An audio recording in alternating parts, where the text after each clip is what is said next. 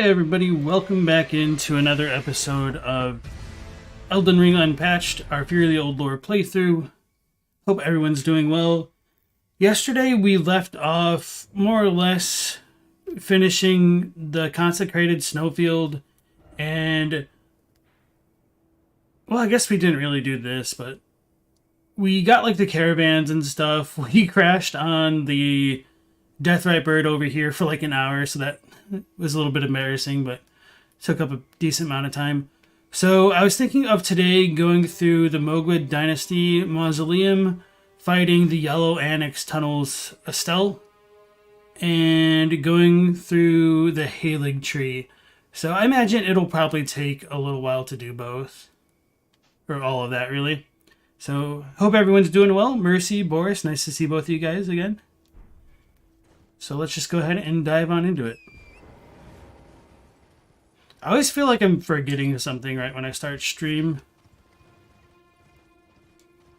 And that something is like, what did I do yesterday? What did we talk about? Have a little bit of an existential crisis. But it's been a little bit easier now that I've been like labeling the videos with where we're going and what we're doing. Hey, voice of the old ones, nice to see you again. Eat the bussy? Jesus, better not go there. He is here. And Vaco Zealot, welcome back to the stream. So, oh yeah, I guess we could also show off the weird Sanguine Noble. I mean, he's not really weird for this version of the game. He's also there in retail.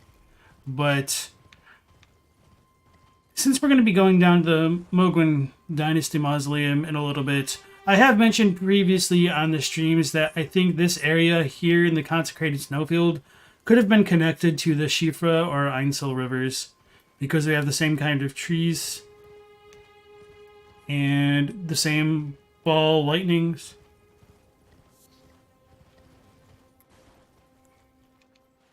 What is that over there? The Mausoleum Knights, okay. So our boy should be invading us when we get a little bit further this way. Should be like right around here, but I haven't been dismounted. Maybe that's just where he spawns in. And the triggers elsewhere. Is this a full-grown rune bear? It is, isn't it? Uh-oh. I made the mistake of having the camera facing it. Okay, we're good. So we get the Sanguine Noble. And rather than being an invisible boy, this dude is a real person, which is kind of strange. Where is this one? Okay, there he is.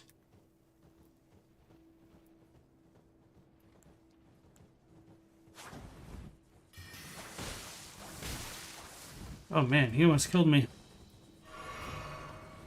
He's like, look away in the middle of a fight. Yeah, right. So he's power stancing the Reduvias, which is really cool. And rather than being invisible, he's actually a real boy. Like Pinocchio wants to be. But on a more serious note, if you ever get the chance to like look at his model, he does have like a facial tattoo and it has like the Mohgwyn seal on it. Which I think is a kind of cool touch. Might die for this. So, as you can see, he has the NPC model. He actually has a face. And most of the other Sanguine Nobles, like the ones we can see at like the Rose Church and whatnot, are just completely invisible on the inside, almost like Black Knife assassins. But you don't really know why they're that way. But they also have like a ton of horns growing out of them, like omens. So maybe the Black Knife assassin people got cursed? Who knows? What a maroon. Losing all of his juice. Oh lord.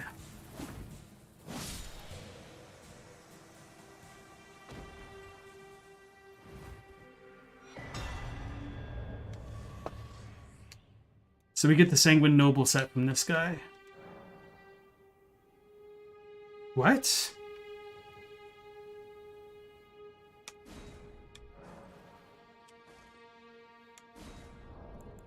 That's so weird. So the crystal tier. Wait, I can actually leave these? Thought I couldn't. Either way, okay. Hey Rat, welcome back in. This invader here has the tattoo? Yes. I was able to see it with the free cam mod because I was able to just like disable the enemy AI so he could stand still and I can get that like close up. But that is what is on his face. Do I wish there was more of a consequence of becoming the Lord of Frenzied, Blood Noble, or corrupted by the Dragon Hearts than just your eyes changing? That's an interesting question. I think I would have to think about what changes that would actually entail.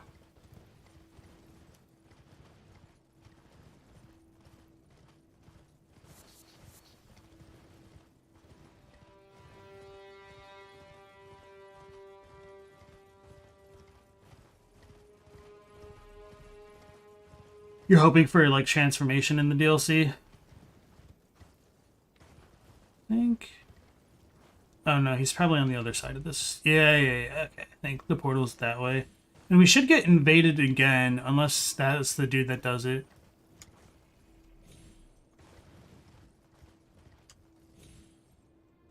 No, that's probably the guy.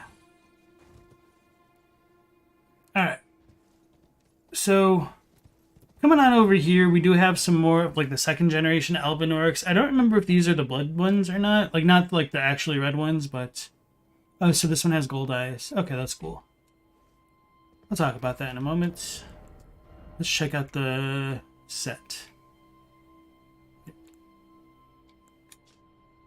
Hood of dyed black cloth featuring gold embroidery. Garb of those who serve the being known as the Lord of Blood. Known to strike from the pools of blood, these assassins stage all manners of intrigue on behalf of their master. So I wonder if that's supposed to relate to like... Man, what's the monument say? Something like bloody signs of bloody conspiracy? Something like that?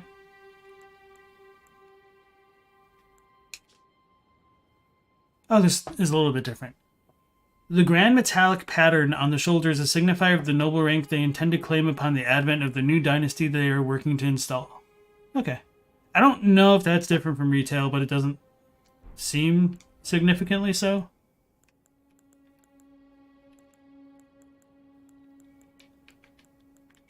Maybe it's this one? No. Ruthless Chaplains. It's funny. Okay.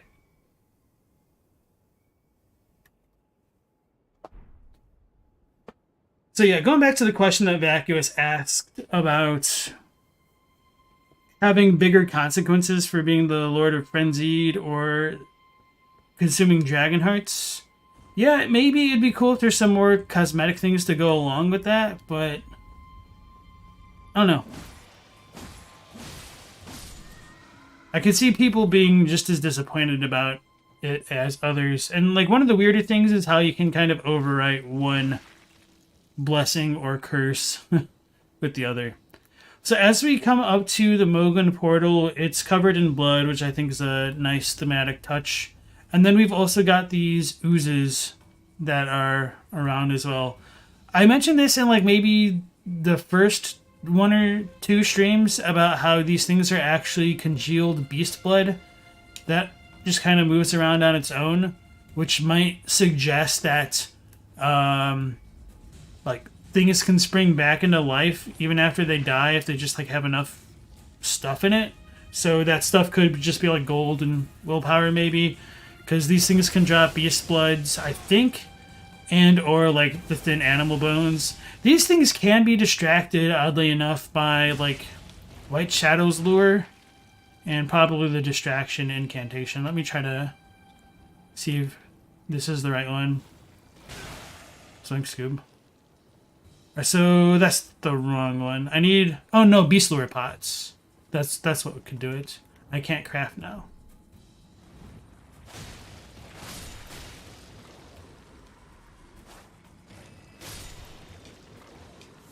Thin animal bones and more thin animal bone. you're hoping for an Omen transformation in the DLC, that could be kind of cool. Especially if, like, if they can make it like Dark Souls 1 and 3 style where you gain, like, extra goofy attacks. Like, if you could just explode and shoot a bunch of curse stuff out, that'd be really cool. Mohg is totally resistant to Frenzy. Do you think there's any reason behind that? Well, he would be enthralled by the Formless Mother, potentially, but I think, like, the real reason is he's not tarnished, and only the tarnished are actually affected by that for whatever reason. So, taking this portal will get us to the high ground in Mohgwyn Palace.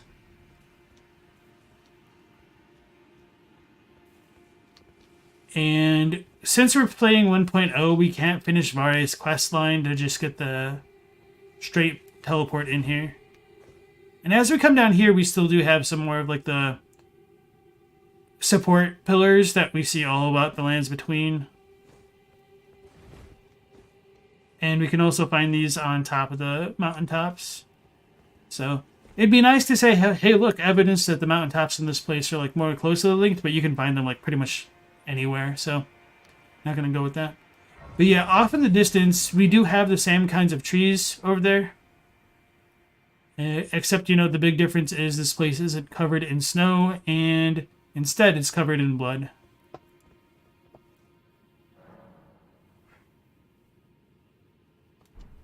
Formless Mother and the Frenzied Flame try to make people who've given up hope join their cult, maybe. Farm that bird. Hey Trent, welcome back in.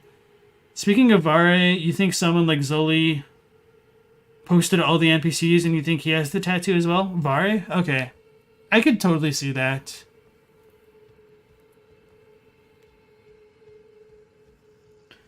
So yeah, going back to the whole aspect of despair, when we come up here, we have a bunch of Elven orcs that are just kind of chilling, looking at their feet a little bit despondently, perhaps. That might just be injecting a little bit onto them, though.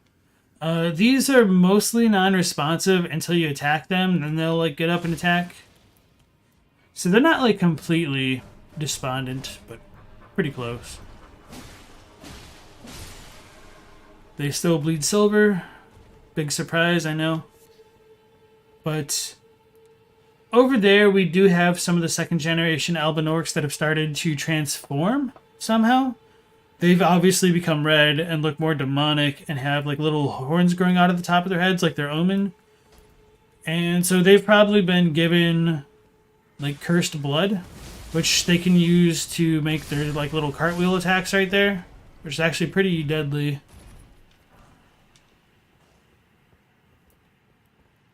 And they still have, like, the Albinorc shield and the Shamshir and everything. I don't know if these dudes drop any of these, like, special equipment, to be honest. So, even though they have, like, the red blood spikes that just kind of, like, crystallize and come out of them, which might be, like, related to glintstone, they still do bleed silver there.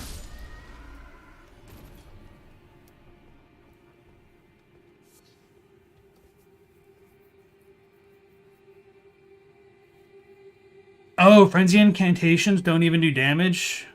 No damage. That's interesting.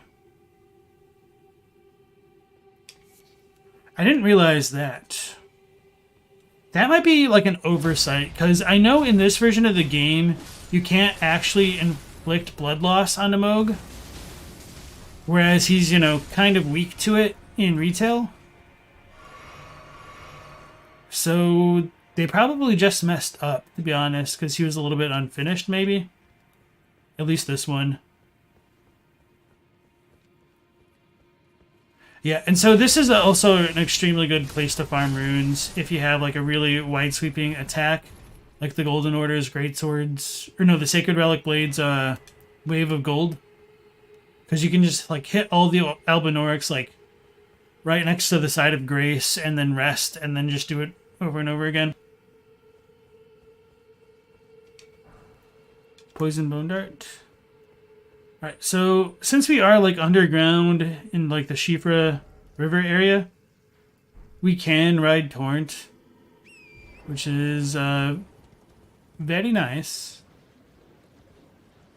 And I don't want to go in this cave. But we do have some like more albinorics that like come out of the pools of blood. Or probably not like literally out of the pools of blood. It's just dark and they're probably just chilling. Taker's Thrusts. Large somber draconic smithing stone. I don't remember what Taker's Thrusts is. Hey, we got the Ripple Blade. So the cool thing about the Ripple Blade, I don't know if I pointed this out, but the albinorics that have this can use Frost Breath in a similar way to the Nox Maidens with the daggers that can kind of make their silver mist by breathing on it.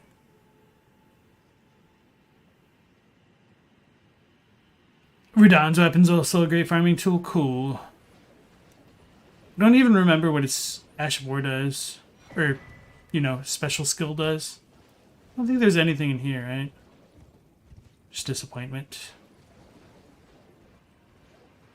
So as we come into this area, and if we were going down to the left, we would get invaded by some white masks that aren't necessarily Varré.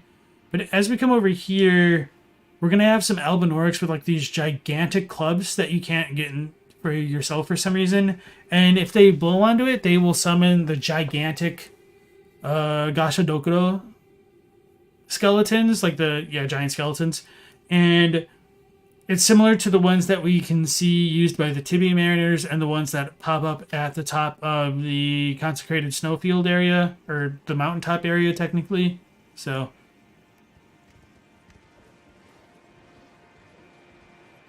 this area can be a little bit rough if you try to do it directly.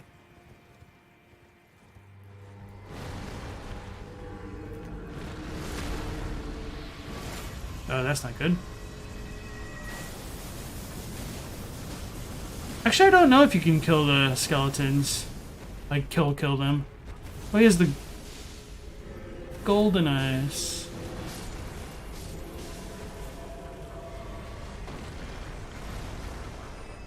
That's cool. Yeah, so I mean, I don't know if you could kill them directly with damage. I assume they just get resummoned, like the Dragonkin soldiers in the snowfields. But yeah, if you kill their little summoners, they'll get got themselves.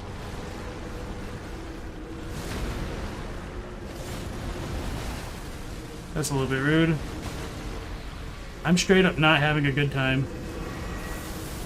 There's a third one.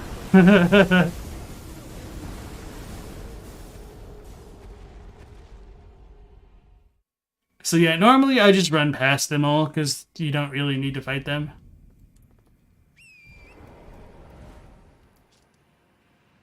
Let me take off the marker. This place is terrifying. Those crows, are they from Bloodborne? No, almost. Honestly, like the Bloodborne crows might be like one of the worst enemies they've designed just for the sheer volume that they make when they like do their attacks. They're so loud. It's like the true Bloodborne jump scare right there. Oh no, we got the Newman's Rune. I'm gonna have to talk about that now. I was waiting to get the anti-Ent rune. Okay, now we got both. That's perfect. And by perfect, I mean I'm in dire straits. I tried to like mount for it immediately, but I screwed up. Oh lord, they coming. I'm tempted to fight, but let's just go grab the runes and everything.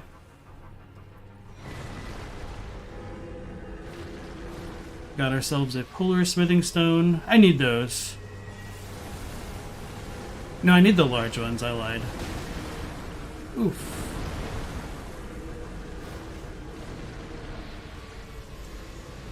It always amuses me when people are playing video games and they say things like "ow" as though they've been hit themselves rather than their avatars. As I just did that. So we get the Mohgwyn Palace map and the Side of Grace. What's the deal with the giant ghosts in the snow area? They exist. Yeah, it's really strange because they're not even summoned directly by anything. They just kind of pop up. And also, welcome back to the stream, hey you. You wish they had your ending in the game? Won't be able to get on tonight. Just thought you'd say hi and good luck. Thank you, Astanex. You take care, man. Does the Tibia Mariner also use the Great Club to summon the giant ghost? No, though. Tibia Mariners are kind of act a little bit independently of some of the ghosts, like the ones by the Windham Ruins and Langdell. They just kind of pop up on their own. But the Consecrated Snowfield, or the Mountaintops area, just has like a ton of the giants for no real reason. Although in retail, I think there's only like the one at the very end by the bridge to the north, the one towards like Corrin and Gold Mask. Do you think they're from the same giants? I don't know. Like, part of me feels like they'd be more like the Nox giants, because they don't have like faces in their chests, which I know is a little bit weird to conceptualize for like a skeleton, but they don't have like a second set of like a second face in their chest, I guess. So like they don't have teeth. Maybe the teeth fell out. I don't know. They seem more analogous to the Crypt Chair skeletons to me. Not that I think that like they have to be the same, but I think that's the closest one that we've seen to those so far. So what did we pick up? We did get the map. May as well read that. And we got the Ashwar. Oh yeah, and then the runes. Map of Mohgwyn Dynasty and Environs. Okay, so that one's pretty bare bones. And now the runes. Oh boy. One second here.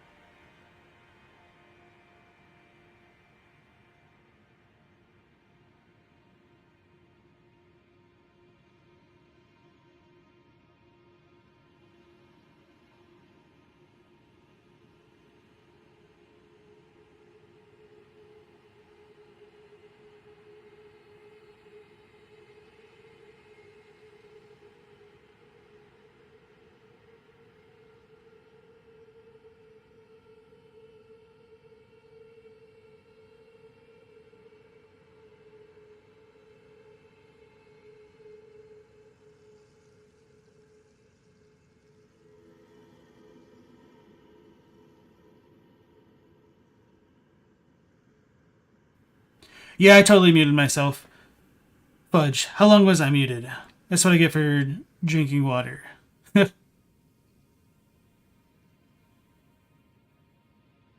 The gold mask moments. Okay, so maybe I'll. Did I read any of these runes to you guys?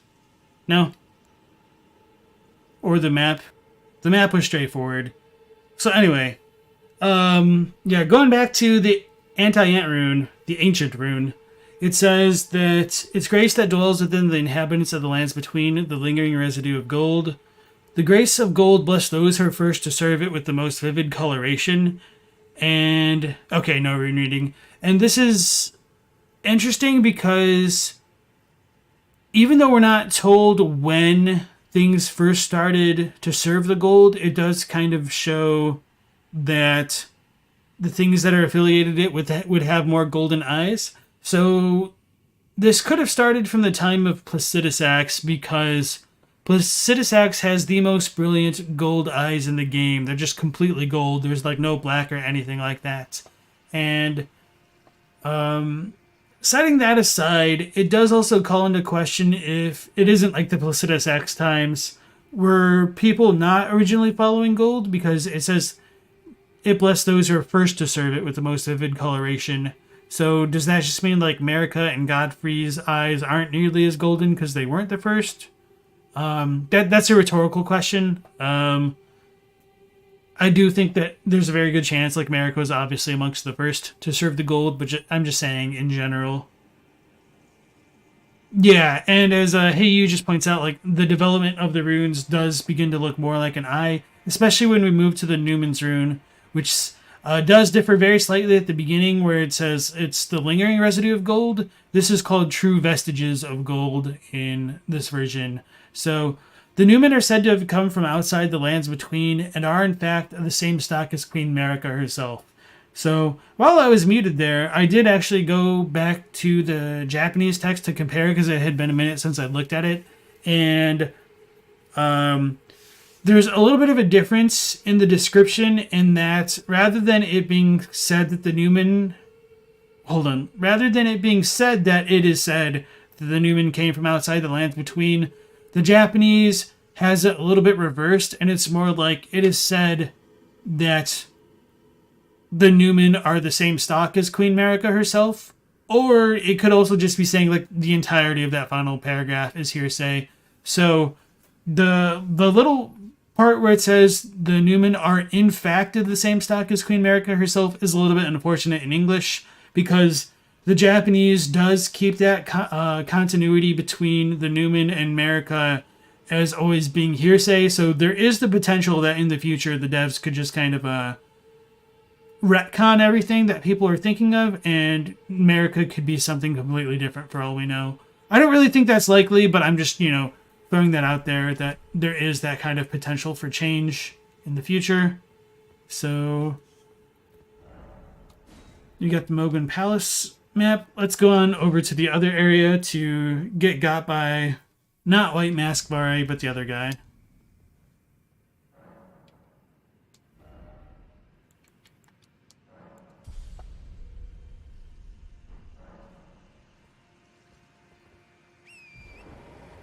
Vacuous thinks the way that Mohg stole Mikola is how he first appears. He used a pool of blood to enter the Haligtree, then escaped the same way. Oh, okay, yeah.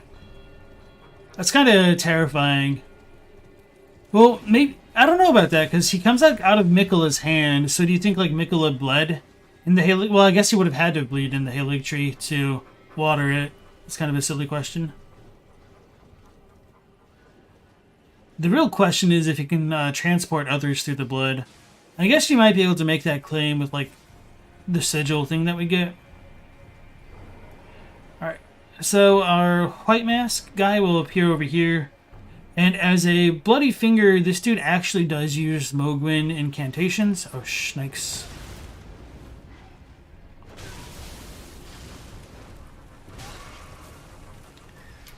We got by the crow. At this rate, I'm going to be lifeless raging mask. Hahaha, funny. Good thing we ran up far enough to not aggro the dude. This is good. So now we can get a look at him with our blood-tainted excrement. Bloody poop. Damn it. So in his hand, and this is kind of funny, I'm pretty confident that all of the Mohg dudes use the Golden Order seal, or maybe this is the Frenzied Flame one. There is no Blood Flame seal, which I thought was kind of funny, like all things considered. Like they're their own faction and everything like that, but they don't have their own sigil, despite like their faith in the Formless Mother or blood or whatever. Was Marika queen of the Eternal City, hence Marika the Eternal? So, it's never explicitly stated, although I do think it's a very strong possibility.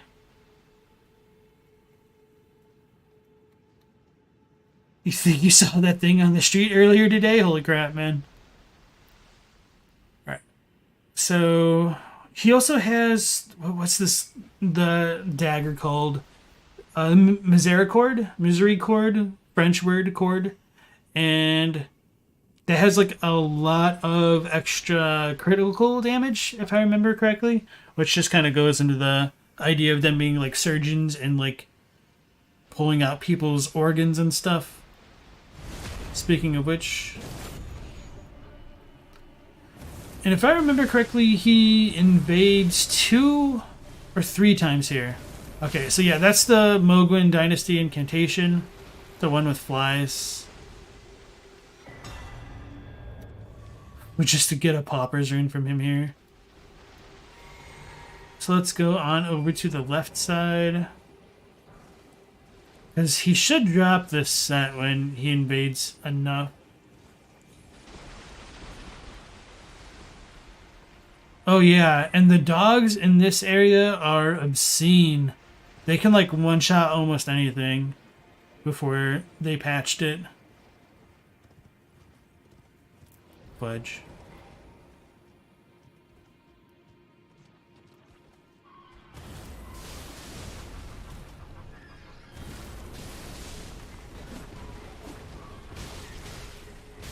Bro.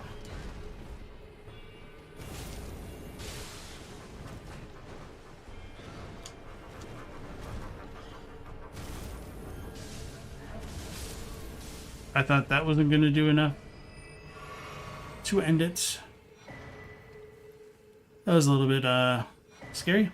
Perfumer's Cookbook 11. Hey, Spectre. I had a feeling that me saying French would summon you. How's it going, man? You don't think he drops the set in 1.0? You might be right. That's kind of what I thought, but I just didn't remember.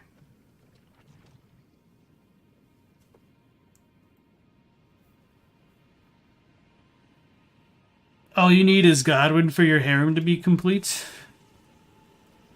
Good luck trying to catch them all, my man. So is the first guy you meet with the bouquet mace a Mohg guy? Yeah, Varré, he follows Mohg. Unfortunately, we can complete his full quest because we can't invade people offline. So yeah, okay, I was about to say we should be invaded here.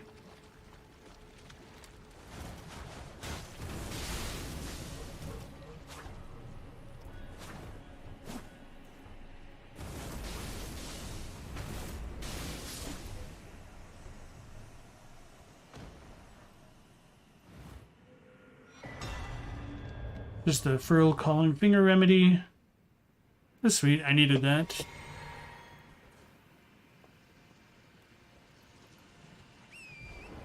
And I think he's supposed to invade one more time on the far side of this area, but I might be misremembering.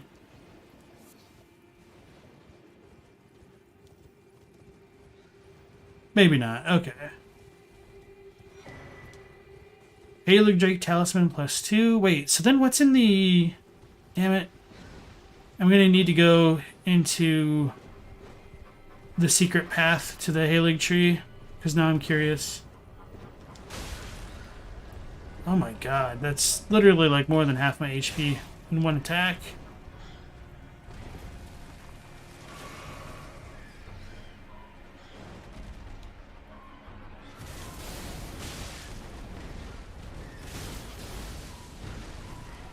Oh, that was terrible. Okay.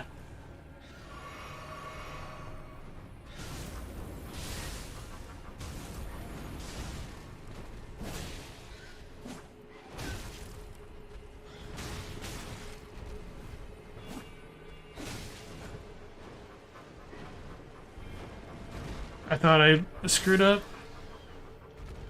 And these things are so difficult. Just imagine if it had a Deathbird's HP. Why did Mohg specifically target war surgeons? I don't know if like he really targets them, although there might be the one description that mentions it specifically. Did he kidnap them? I think it's because, in any rate, that they'd be exposed to blood a lot more than other people. So it's a lot easier for him to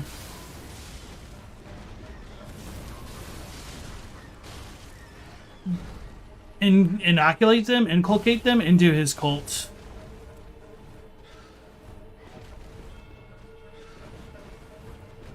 Could you just chill with your attacks, bro?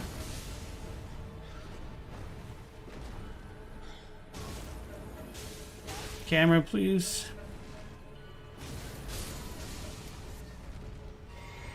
Oh yeah, we picked up bloody poop. I need to read that.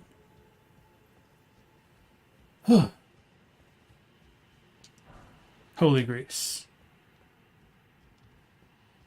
And a bunch of dogs. I'm not going to mess with them. Where's all the poop? Thick blood and excrement covering maggot eggs. The bones of some wretched victim can be glimpsed within. Material used for crafting items. And within blood, there is still gold. So, I wonder if there's supposed to be a connection that way somehow. And one of the cooler things is, like with the blood flame, is the ruins here are also like starting to catch on fire.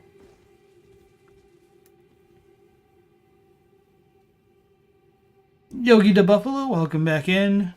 Who's Malice? Oh, fighting Millennia tonight? Potentially. I don't know if we're going to get all the way to her, but hopefully we can.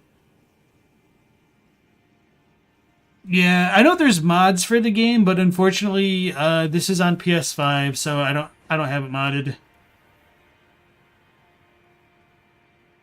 How hard are these NPCs compared to the Soul series?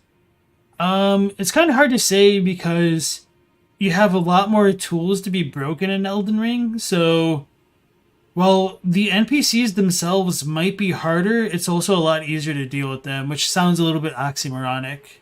Hello, welcome back in. No, we just pretty much warped into here and just got the map and fought the nameless white mask.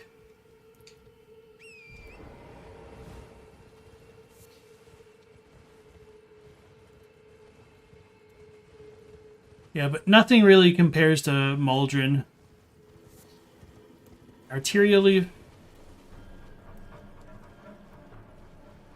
Alright, so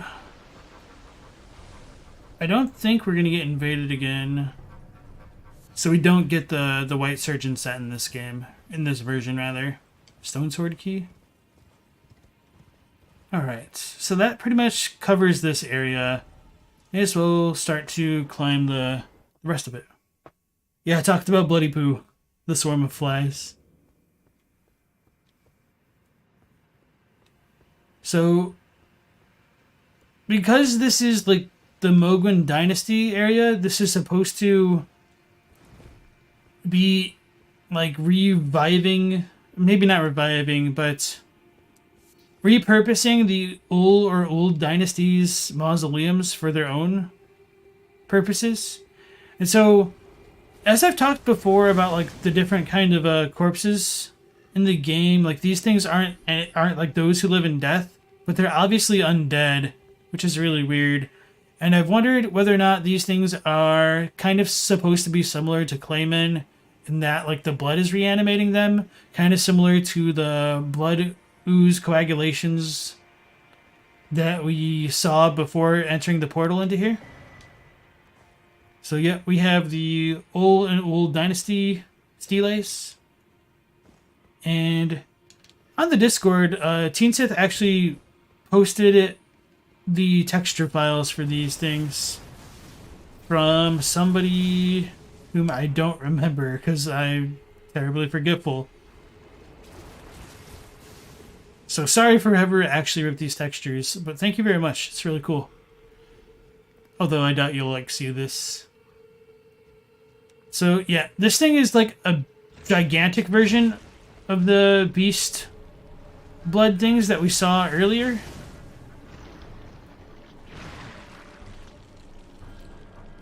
It's really weak to bleed and frost.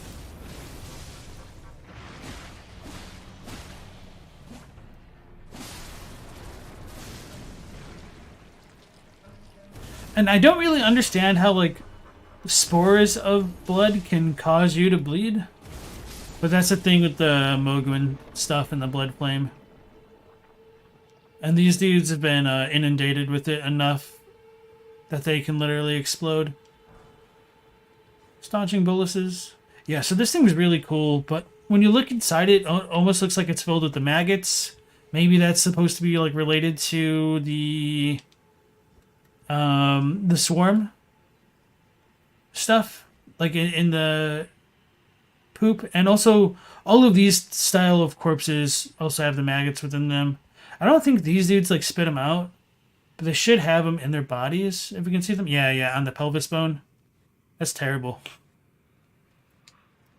So aside from the clayman, maybe it has something to do with like these worms.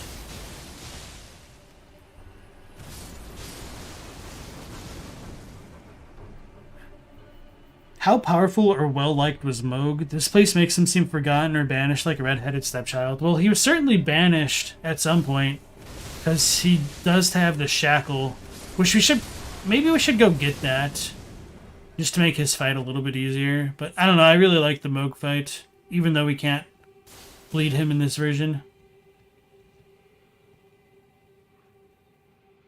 Yeah, there being like 10 forms of undead things makes things extra confusing for sure. But there's an item over here. Maybe not. Oh, okay, there we go. Stone sword key. And so these things seem to be like pointing upwards to the Mohg area rather than anything like super specific. Hey Spectrum, welcome in. Is that giant slime in retail? You don't remember it at all? Yeah, I'm pretty sure. I don't think they patched it out. It always feels like there should have been a side of grace right here. But oh yeah, we're gonna get invaded by more Sanguine Nobles. But the invisible type when we come up here.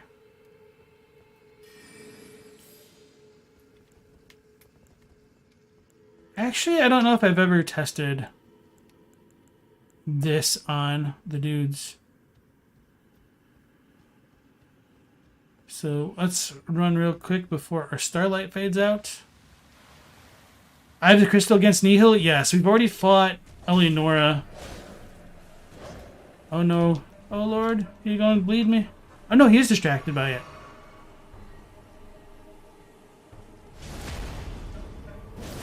Cool, I can add that one to the list of things distracted by distraction.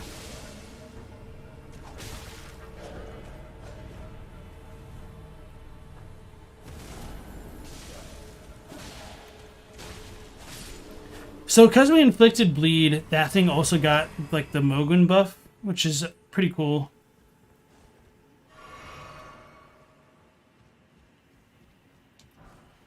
Lord's Rune, sweet. Getting all the runes right here.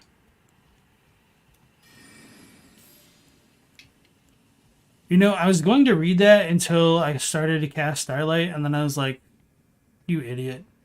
Oh, dear. I'm terribly sorry. Are you here as a customer?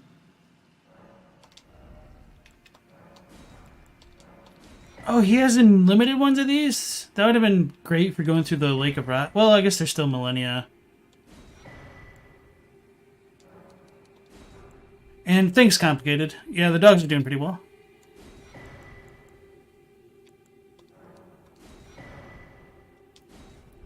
I must apologise. I'm afraid I've very little to offer.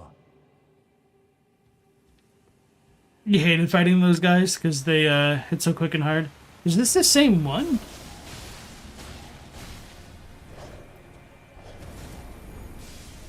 Oh no, the second hit didn't go.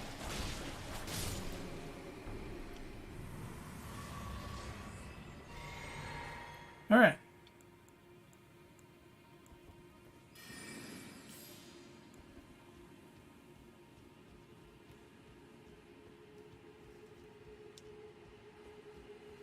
So this cave has a couple of goodies in here.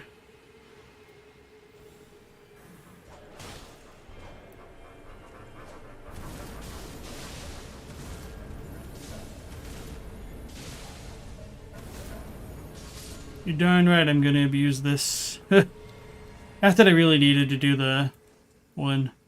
At least they also give you vials for each time you kill one of these guys. That's really nice.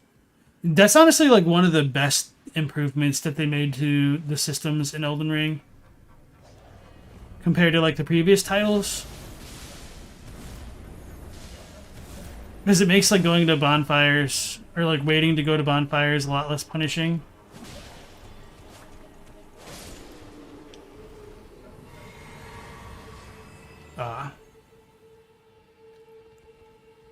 So even though we don't have Varré coming after us, I know there's an item down that way that we want to go get. Maybe it was just a flower. Great Ghost Glovewort. Then we have a Golden Centipede randomly.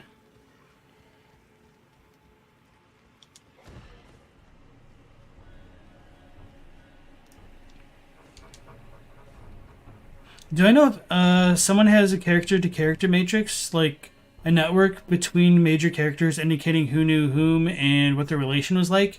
So I don't know if anybody has that exactly. I haven't watched enough of her content to know if she's done it, but I wouldn't be surprised if Quelaag had something like that. Because she's made a lot of Miro boards.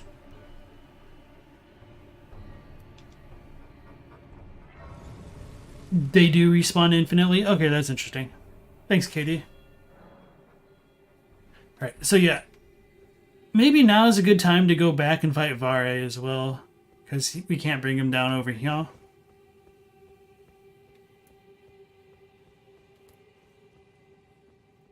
This area can be pretty rough if you don't have like AoE stuff. Actually, I wonder...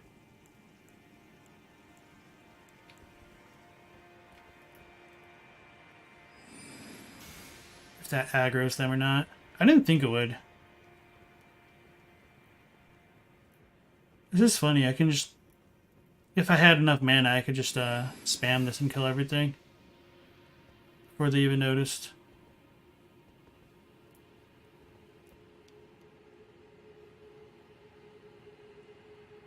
But anyway, before doing that, let's just stop it all. Can someone point you to her channel? If you type in Quelaag, like the Dark Souls 1 boss, like Quelaag lore, well, maybe that one will just bring you like generic stuff. But you should be able to find her.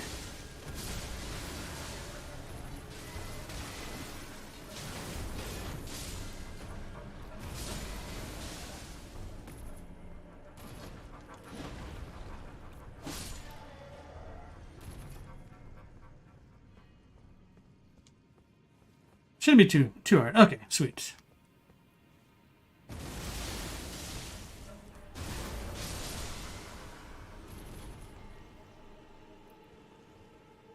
Oh, cool. Now we can actually show one of these dudes off. Kind of up close. So as I've mentioned time and time again, these things ain't got no phases. They have long arms, though, so they actually have like real skin and stuff. And we do have some of Miyazaki's coveted foot lore to deal with. Oh yeah, I could just aggro him. I was gonna like try to get a side profile view to show it off, but they've also got like omen horns growing out of their feet, almost like they have high heels on, which I think is kind of hilarious, to be honest.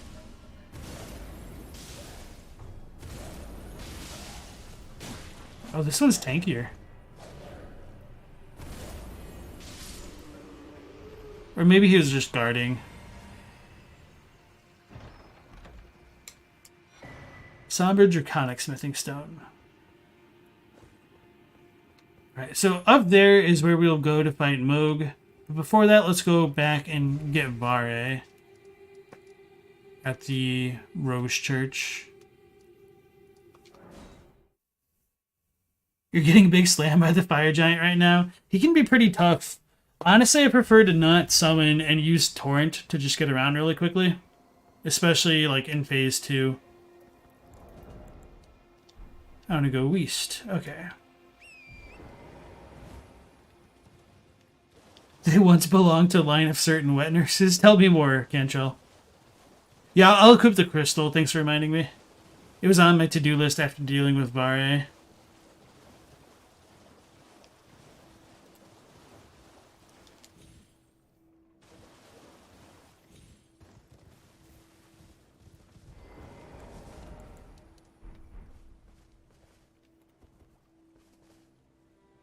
Oh, Lambkin, so pleased you're here.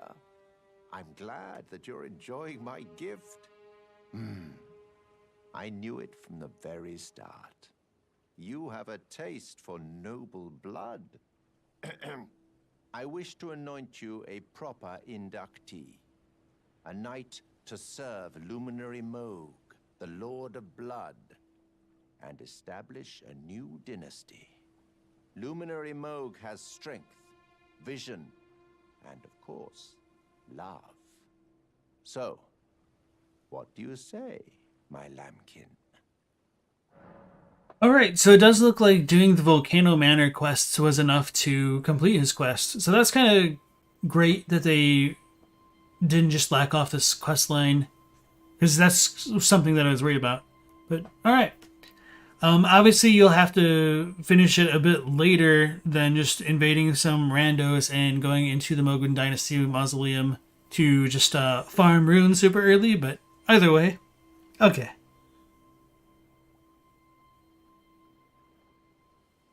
Went AFK for a bit, but big brain. Corporate Nothing, welcome back to the stream. Okay, I thought you could, but I honestly didn't remember, and wouldn't have surprised me if those ones didn't count. So, yeah, he talks about Mohgwyn giving love, and I've wondered whether or not love is something that allows Varré to actually control the blood flame stuff. And poor Yura, because Eleonora must not have loved him if that's the case. Yes. Who would have it any other way? Now, take this for your final trial. Soak the cloth with a maiden's blood. Normally, this ritual would involve killing one's own maiden and recanting the wisdom of the two fingers. But since you are maidenless, the blood of anyone's maiden will do. The cloth is your final trial.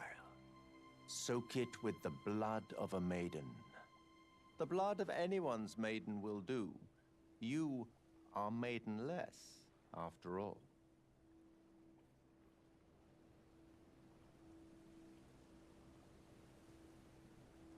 Alright, I don't think I actually have it in my notes, but I'm pretty sure Arena and Hyetta count as a maiden, but let me double check my footage, because I think that's the only thing.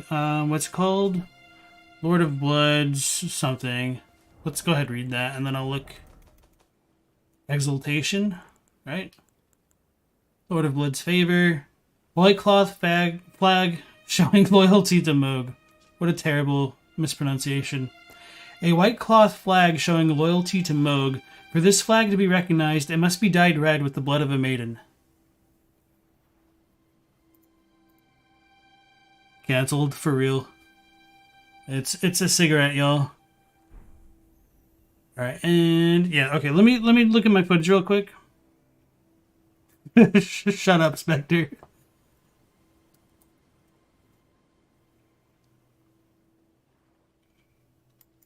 Okay, so if you do kill Arena,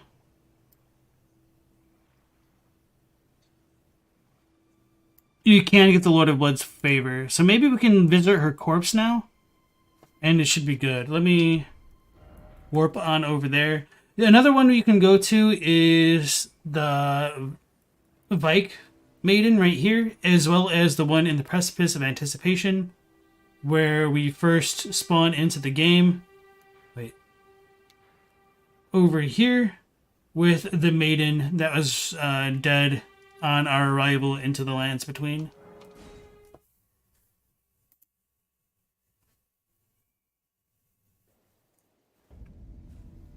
Love and hatred are pretty similar and can cause one another. Just a bundle of sticks. What is the red tree talisman thing? Oh, the Rykard thing. The red insignia, it's Volcano Manor sign given by Tanith. The red symbol signifies one truly recognized as a defector. So that's after you complete, I think maybe all of the assassination quests. Tanith will give you this. So it shows a snake coiling around, most likely an Erd tree, to represent Rykard and the Great Serpent Strangle on the current order by being recusants. So if Hyetta is still alive, we shouldn't be able to get this from Arena. So let's see. She's dead. Okay, so this will tie into a couple things. Let's go ahead and go visit Hyetta and become the Lord of the Frenzied. Well, do I want to do that now? Or is that better for, like, Melina stuff?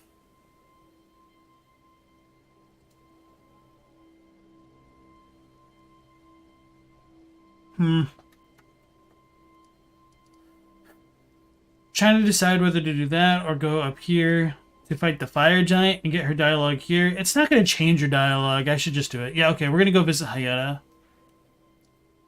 Well, I guess Melina does leave us, doesn't she?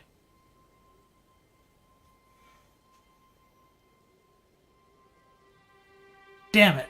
Okay. Change of plans. We're going to go...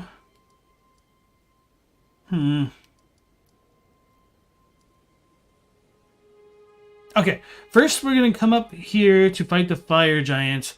Then we're going to talk to Shabriri, talk to Hyetta, then go visit Arena, just to see if we can get the Lord of Blood Exaltation, and then we'll deal with Mohg and all that. May chaos take the world. We're going to do the Golden Needle, I think, maybe. Maybe not.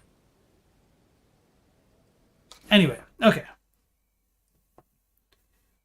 Which Tarnished is most likely to accept Varré as their maiden? It's a funny question. Alright, how many runes do I have? Okay, not a terribly high amount. So the grace here points us towards the forge, which is kind of cool because it shows that even like the Erd tree, I guess, wants to be burned if like the grace comes from the Erd tree, which might be like more meta game knowledge stuff. How do we get over there? I thought there was like a bridge, or are we on the far side? Yeah, okay, we are. There it is. So if you go over to that way, you can summon Alexander.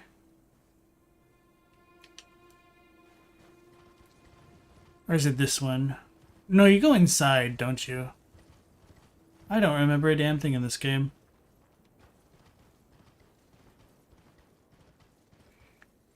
And way off in the distance, we have our fire giant.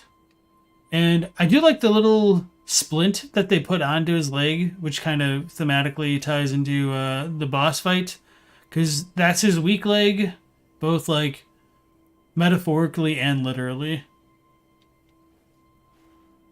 Still thinking about what Tarnished would accept Varré.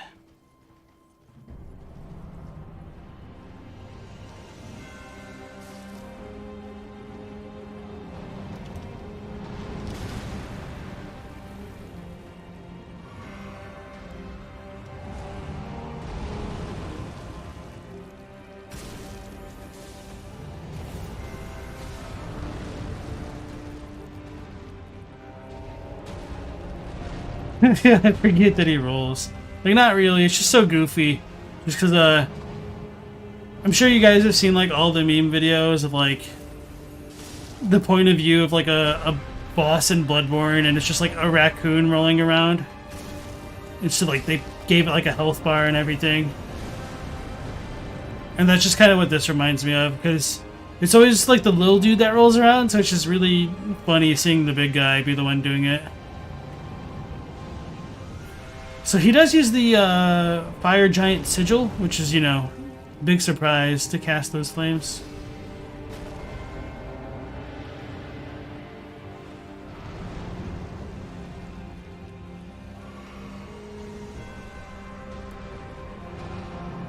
No.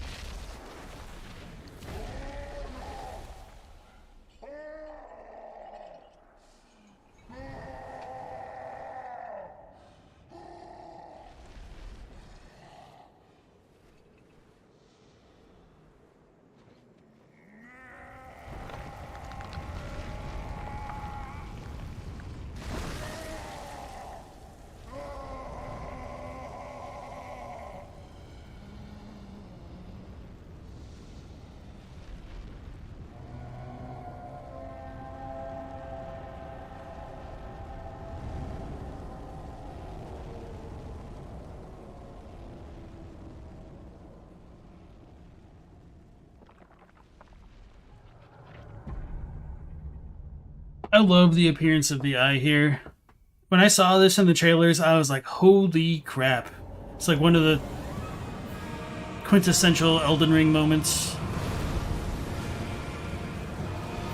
Uh-oh.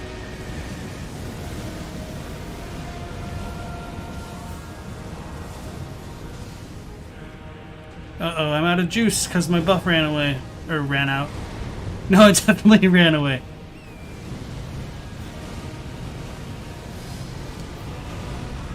So yeah, that's kind of why I like to have Torrent, because it's really easy to trigger the Adon fireballs.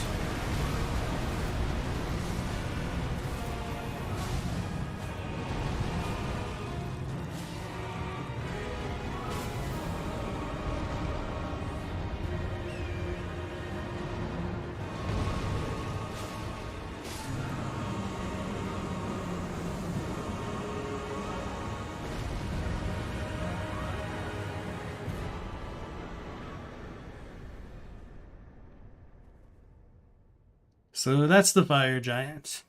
Honestly, there's a lot of cool stuff to talk about with him, and I probably should have taken my time. But I also just wanted to stomp something after the Deathrite Bird fiasco last night. And since Mohg's probably going to give me trouble as well. So many people have pointed out that the eye on his chest kind of resembles like the storms of Jupiter and stuff like that. It almost looks like it has, like, what is it, 8 pupils? 1, 2, 3, 4, 5, 6, or is it 7?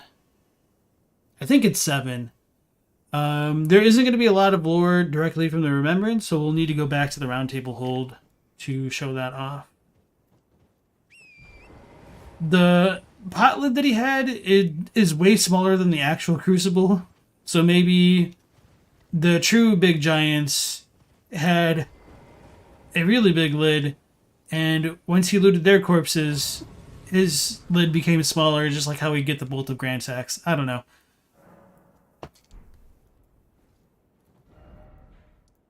So you always assume that they gutted the trolls because every single one of them had that eye or face. That's another possibility.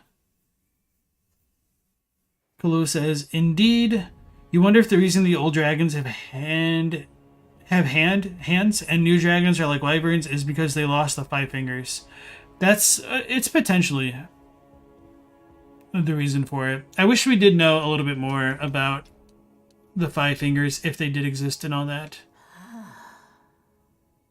You have returned. is it? So, oh, we get the veteran set from her. Okay. So we did fight Neil. Veteran General's old helm, old armor. Okay, it doesn't say anything. Big surprise. Let's check out our remembrance items. Hefty whip woven from the flame red hair of a fire giant. Every giant is red of hair, and Radagon was said to have despised his own red locks. Perhaps that was a curse of the giants. So I think they did revise this, because if I remember correctly, this is actually a little bit more close to the Japanese. Giant's red braid. Oh no, it just says perhaps that was a curse of their kind. Well, I guess...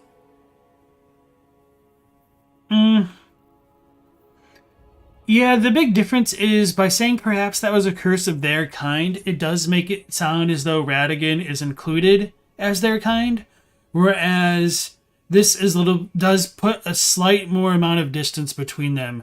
So I know a lot of people like to say that Radagon is a giant, but let me double check it just to be safe.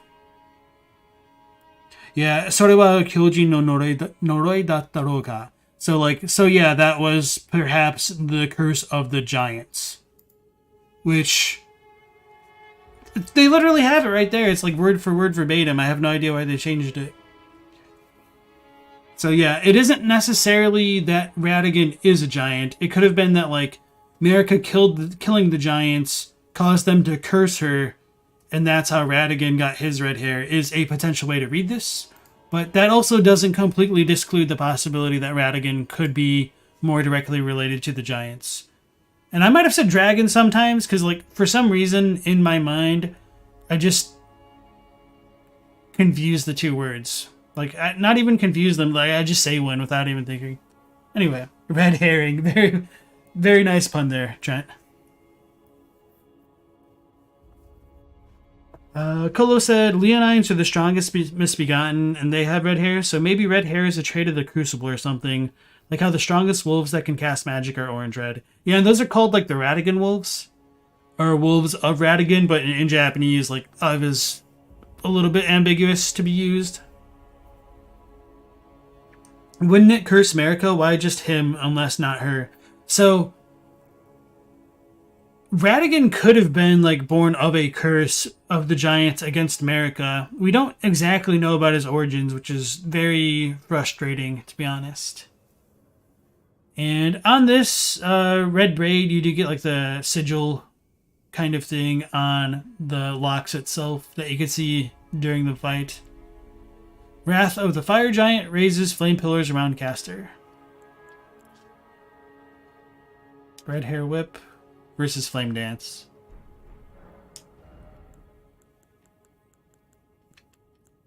Yeah, we looked at everything else. Okay. Now go forth. Maybe we need to talk to Gideon, because it's been a while. I know he only ever mentioned the 4 demigods. He might have a little bit more to say. Kolo says, the Deathbirds, the remains of their wings is also red-orange, like Primordial Gold and Red Lightning.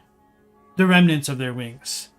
So like the normal versions? Or are you just talking about in this version? Because the Death Right birds at the very least have like blue and black ones. So the giants created her other persona. I don't know. I don't really even like think that's a very strong possibility, to be honest, but maybe, to be fair. Stella, welcome back in. Okay, let's see if Gideon has anything else to say. You. What is it? The dead parts hanging on their bodies. Oh, sweet, Mohgwyn Palace. There are 4 more at Mika's loot. Okay, that one's the same. Oh, so that's where the so-called Lord of Blood was hiding himself, eh? A fitting little squat for that deluded maniac to bleat about the revival of his precious dynasty, while he turns our fellow tarnished into bloody fingers. Let him stay there. That way, His delusions will remain as they are, distant and unattainable. But perhaps it's worth looking into. If what I've heard is right, then maybe... my apologies. Lost myself for a moment there. The information you shared is of great value. As promised, your reward. A hidden treasure known only to me. A secret right known only to me. You are a true fellow. All I ask is that you remain constant. Beaver's Cookbook 2. Is Radigan literally an anagram for a dragon? Maybe. So this gives us a little bit more insight as to Mohg's delusion with Miquella. So Gideon believes that Mohg's plans won't come to fruition. So Gideon might be right about that. Because nothing really has happened for however long the shattering has happened. Alright. So Cantrell said that it would suggest that the Giant's curse passed on to all the red-headed children, which isn't said. So no, there's a little bit of a difference in how you can interpret that text. It isn't saying that all red hair comes from the Giants necessarily. It's saying that Radigan's red hair specifically could be due to the Giants cursing him.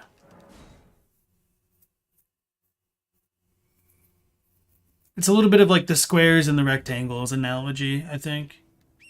And Hayu assumed that Radigan was born after America's disappearance, but the sculpture in their statue assumes that it was way earlier. Cantrell doesn't know. It seems like he came from a line possibly descended from them as an alternative, less complicated. Yeah, so like I said, like I don't necessarily believe it. I'm just kind of opening Pandora's box by showing that there is enough space for those kinds of interpretations, as annoying as they can be. Because, I mean, personally, I like the idea of Radigan being a silver tier a lot more, but even that got cut from the game, you know? Well, not that he ever was, like, explicitly a silver tier, but just, like, the Asimi questline. You understand that, but you'd think the Giants would target Marika specifically, as she's the one that had her man muscle exterminate them. So, there's the possibility they did target her, and in so doing, like, that could have created Radigan. Or maybe she took off a part of herself to confine the curse of the Giants and kind of created Radigan after the fact. You don't like the See Me questline of the Mimic Radigan theory? It's all good. Well, I just don't like two people being one person to begin with, and so I think that's kind of why the Asimi thing appeals to me a little bit. Like, it's not my favorite idea in the world, but I could probably stomach them being the same being a bit more easily. KD says, also what Mohg does with Miquella goes against the philosophy of the Blood Flame with depriving him of the suffering. So, the weird thing is, Miquella has holier blood, so I don't necessarily think it contradicts it. I think Mohg can look to Miquella's blood as being of a higher or purer quality than, like, the cursed Owen blood. So if he was able to monopolize Miquella's blood, that might get him closer to the Formless Mother, perhaps. Is there even any mention of Radigan participating in the war against the Giants? No, and that's a good question, Revenant. And also welcome back to the stream. Other than the hair thing, no. The only indication that we have of Radigan existing anywhere on the timeline is the beginning of the Liurnian Civil Wars. And even that is kind of questionable because technically there's two Liurnian Wars, and did Radigan not meet Rennala in the first war? Did they meet in the second war? Muriel said he repented his territorial aggressions, so he might have been born between the first and second wars, or, you know, been born being like loose phrasing there. Beans and Rice, welcome into the stream. You swear the item Mimic Veil just messes the whole story up for you? Anything can just be America's mischief. Yeah, If it's any consolation, like the Mimic Veil doesn't actually mean like mimic in the mimic tier sense. At least not like verbatim. Like it can still potentially come across that way, but yeah, I totally feel you there. Kolo says, them being one is essential just like the Two Fingers being clueless, but people don't want Marika to be a villain and so completely misinterpreted the story. You think Radagon is Marika and Marika is the Silver Tier? You think Marika is the Silver Tier? That's interesting. Teen Sith says, in this setting with shape-shifting, teleportation, magic, etc., Marika and Radagon being the same person seems pretty in line with the rest of the world building. So I do think that there is more limitations on the idea of shape-shifting and teleportation, because the shapeshifters that we see have come from Silver Tier parts, or at least they have, like, they drop Silver Tiers, which would imply that they were reborn, perhaps. So I don't think we actually have any direct evidence of something shape-shifting without that kind of interaction. There is the Lansax description, but that's also hearsay. Or is it Fortisax? No, it's Lansax, whoever is the dragon. Cloud, welcome back into the stream. Because the Silver Tiers are Marika lineage in the file and the Mimic Veil, etc., you always took them as being the same person as a yin and yang type thing. Yeah, I don't know if Radagon was ever separate. I know some people strongly believe that. I'm of the opinion that Marika and Radagon are and always were one body until I'm given more evidence otherwise. So I'm open to the idea, but I just don't think there's enough there for me. Yeah, the message wasn't Radagon replaced Marika, it was Radagon is Marika. Tarnished Archaeologist seems to imply that Marika's a bit of a slave to the ring. You could see the shattering being an attempt of hers to free herself from it or from its control, maybe. That's kind of how I feel a little bit. But I don't know how I don't really fully buy that either, because she does tell her children to, like, break it. And she still seems kind of... Well, she doesn't tell her children to break it. She tells her children to become something of themselves, or else they'll be sacrificed. So it's kind of hard to reconcile some of those differences at times. Yeah, it could also be a multiple personality disorder. One other idea that I've had is Radagon could be like a manifestation of the Greater Will's desires through Marika, with her like gaining control of the Elden Ring. That might be an interesting possibility. You think Dee and his brother have something going on that's similar to Radagon and Marika? Yeah, and that's another strong possibility because the Golden Order doesn't reject them for whatever reason. Kolo thinks that Marika's been switching identities since a long time ago, with the Glowmide Queen being Marika to Radagon to Melina. Maybe. User Vi, welcome back in. Were there really two wars? Unlike the war against the Giants, which is directly referred to as Senso, the two wars against Liurnia are indicated another different campaign. According to the Japanese Wikipedia, the word campaign refers only to phases of the war. That's an interesting question. I need to look that up, like, etymologically. Because, I mean, my understanding of it is pretty basic.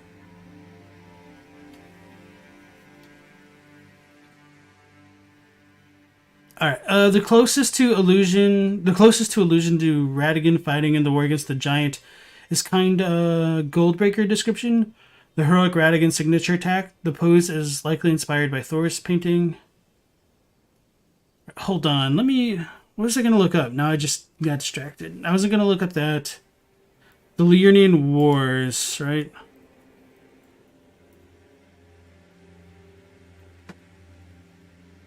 So we do have one of the monuments that says the Second Liurnian War. Let me look up the Japanese, because this might be one of those. No, it does say the second.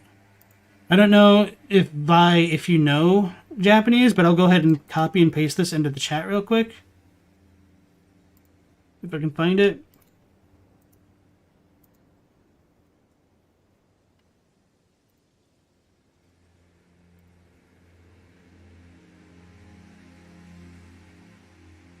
Oh, but you're saying it's a phase of the war, so like the second campaign Pain? Yeah, I don't know the difference between like Senyeki and like Senso. Or if this is Seneki, however you pronounce it. Yeah, I'll need to look into that. Because that could definitely influence some thoughts. I mean, I don't think it'd be like super crazy, but okay.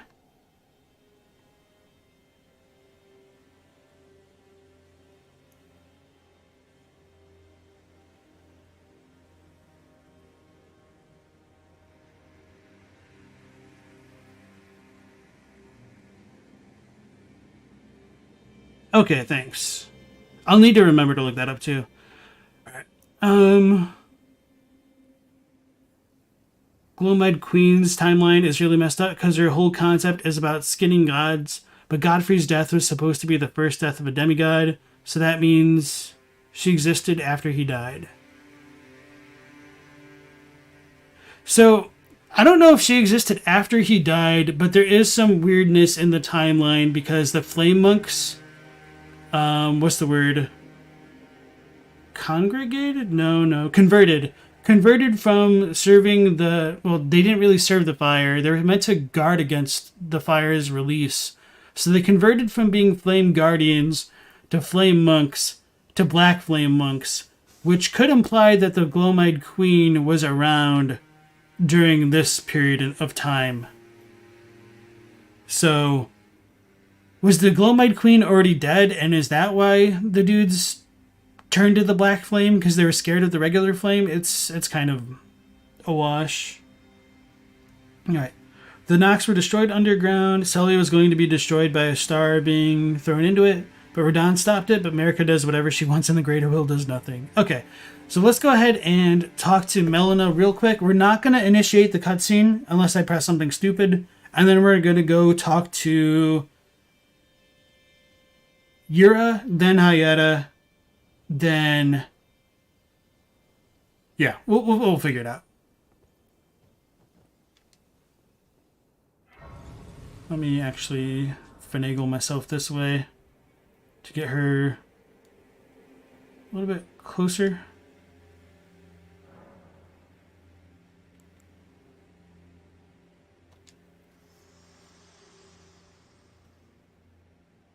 I have long observed the lands between.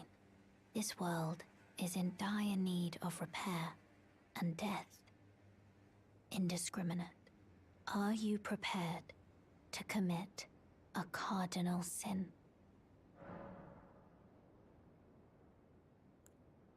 Very well. Tell me when you are fully prepared.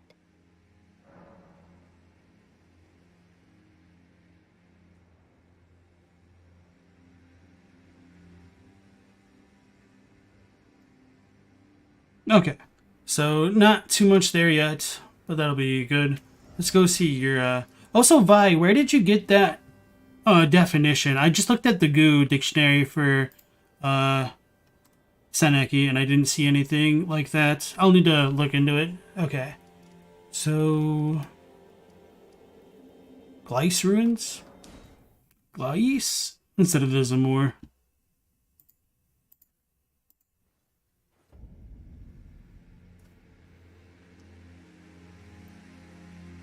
Oops. I'll Google that, actually. That way I'll get it.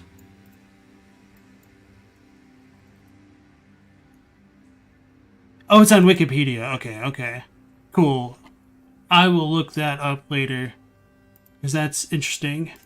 Because, yeah, I just looked at the goo.ne site, or NE, whatever it is, and it just said Senso. So they seem potentially... What, not cognates, just synonyms? Okay.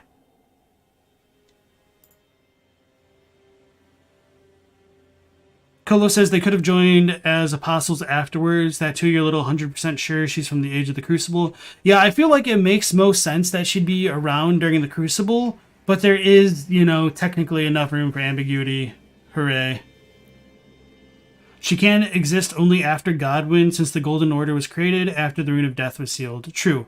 So, That's why I think it's most likely that she was around during the time of the Crucible, but there might be some weirdness that could allow her to have been sealed, but the Rune of Death not actually removed from the Elden Ring until later, if that makes sense. How do I feel about Melina being the Gek? You personally don't buy it, but a lot of people defend the idea a lot. I think it's arguable, and it's kind of frustrating because, well, I personally don't want to believe it. I think so far from what we have, it might be the most convincing explanation for things, or maybe not most convincing, but one that resolves the most questions. But it also brings up as many questions as it answers, unfortunately. Beans and Rice thinks that must mean Godfrey's death was the first death of a demigod since the Rune of Death was sealed. Well, he was sent out of the lands between. He wasn't a demigod at that point, was he? Because he was tarnished. But he is described as a demigod.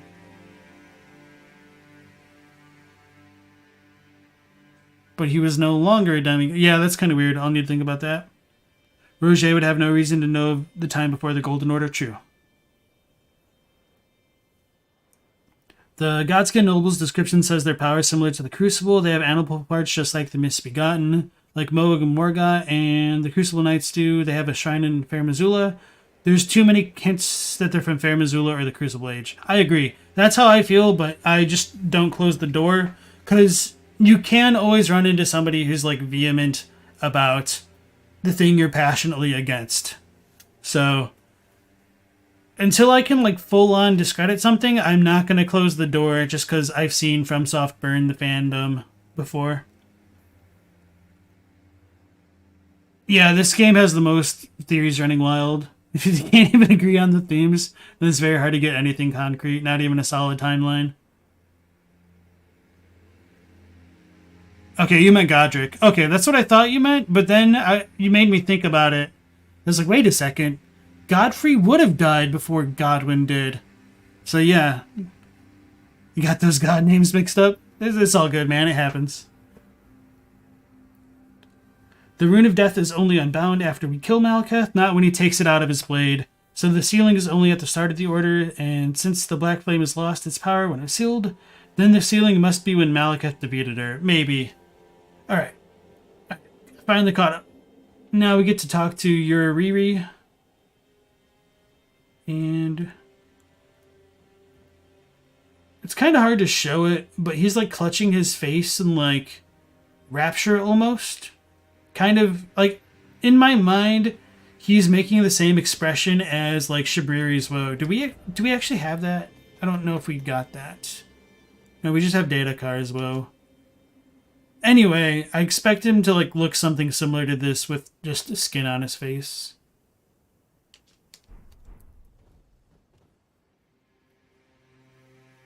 Finally, we meet the Tarnished, the would-be Lord.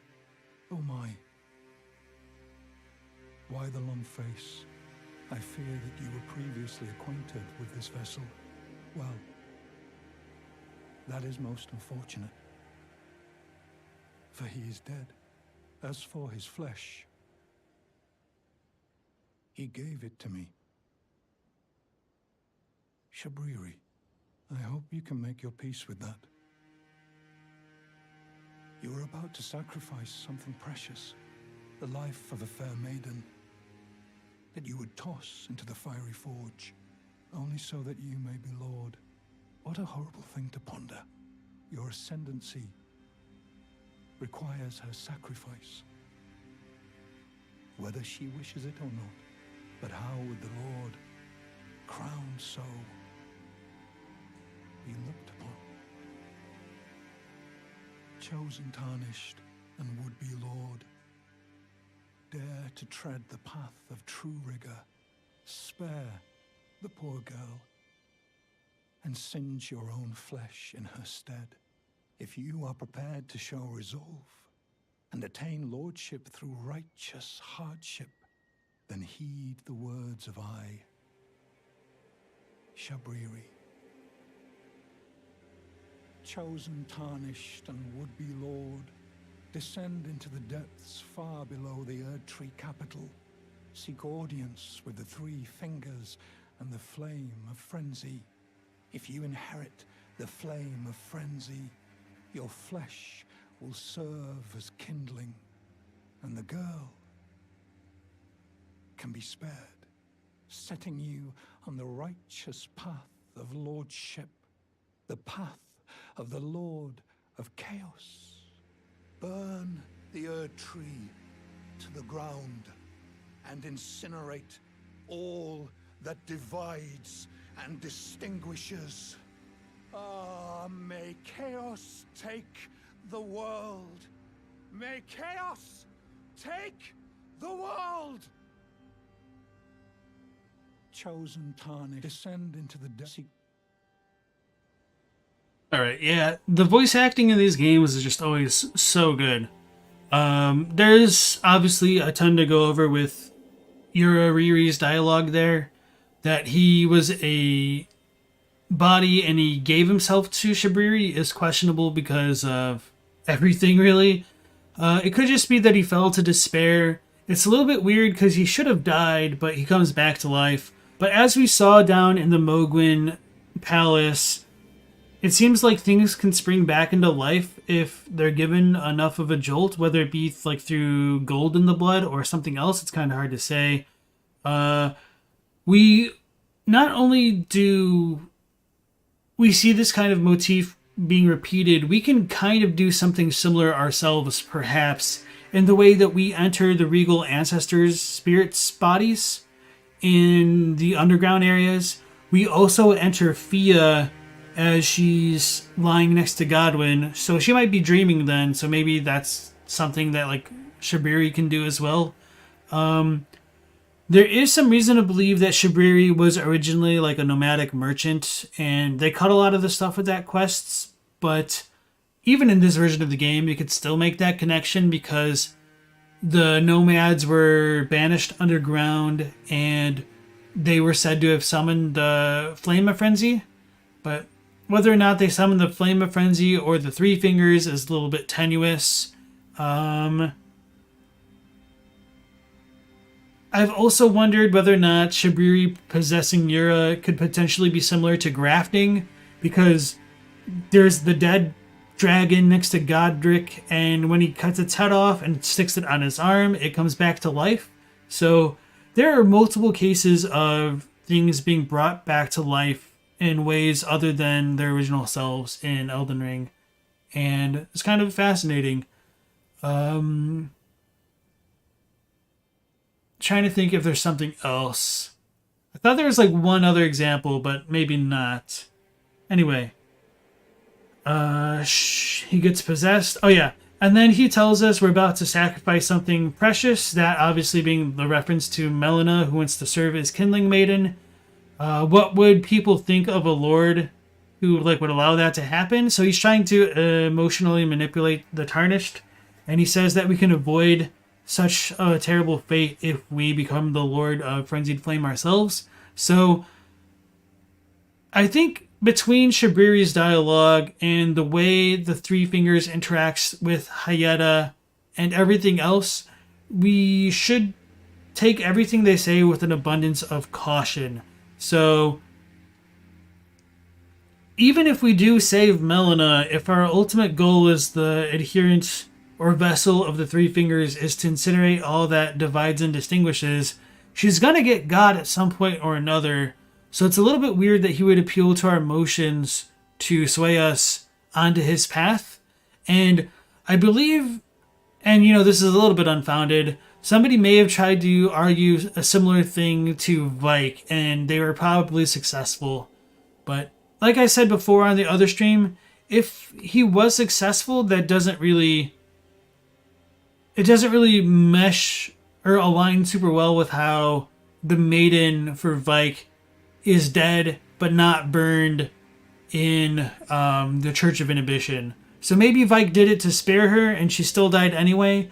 But either way, I do think that Vike's alleged maiden being dead should be a dead ringer to not trust the words of the Three Fingers and its adherents at face value.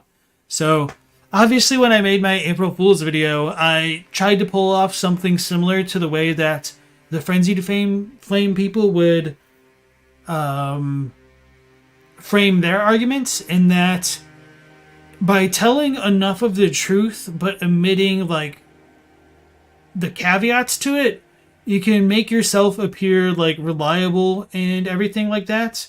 But that's because you're deliberately withholding the full picture, which is something that FromSoft does very well in their games overall. And I just, as frustrating as it can be to like sift through the lore at times because of it, it's something I really do endear and cherish about these games. So I saw you guys popping off in the chat. Let's try and catch up a little bit. There might have been something else I wanted to talk about with Shabriri, but I think that's pretty much the gist of it here. Oh yeah, and since we did fight, well, we didn't fight Yura, but since he died down by Eleonora, he dropped his Nagakiba. So now in his hand, he's going to be using the Frenzy Flame seal instead. When you found out Shabriri is the name of an old demon from the Jewish faith, you're like, what a deep pull, that's a good name. The conclusion of curing yourself from frenzy after using your power to light the goblet was super upsetting. Such a wet fart of an ending. Yeah, especially because, like, you can save Melina, but she doesn't appear again. It's so frustrating to me. Oh, did I drop frames there, Stella? Hopefully it wasn't on my end. So what's the story behind the Yellow Annex ruins? Hopefully we'll be able to get there before the end of this stream. But yeah, I do intend to go there after Mohgwyn, because I think all of this stuff is kind of connected in a roundabout way. But that's a good question. You don't think that Shabriri represents Three Fingers, Hyetta, and the Frenzied Flames philosophy and is more akin to Sage Frake and Demon Souls? I think that's another fair assessment there. So he himself might be on the side of chaos, and he might just be using the Three Fingers to achieve that end, and the Three Fingers might not actually be aligned with him. I think that's a fairly perfect reading.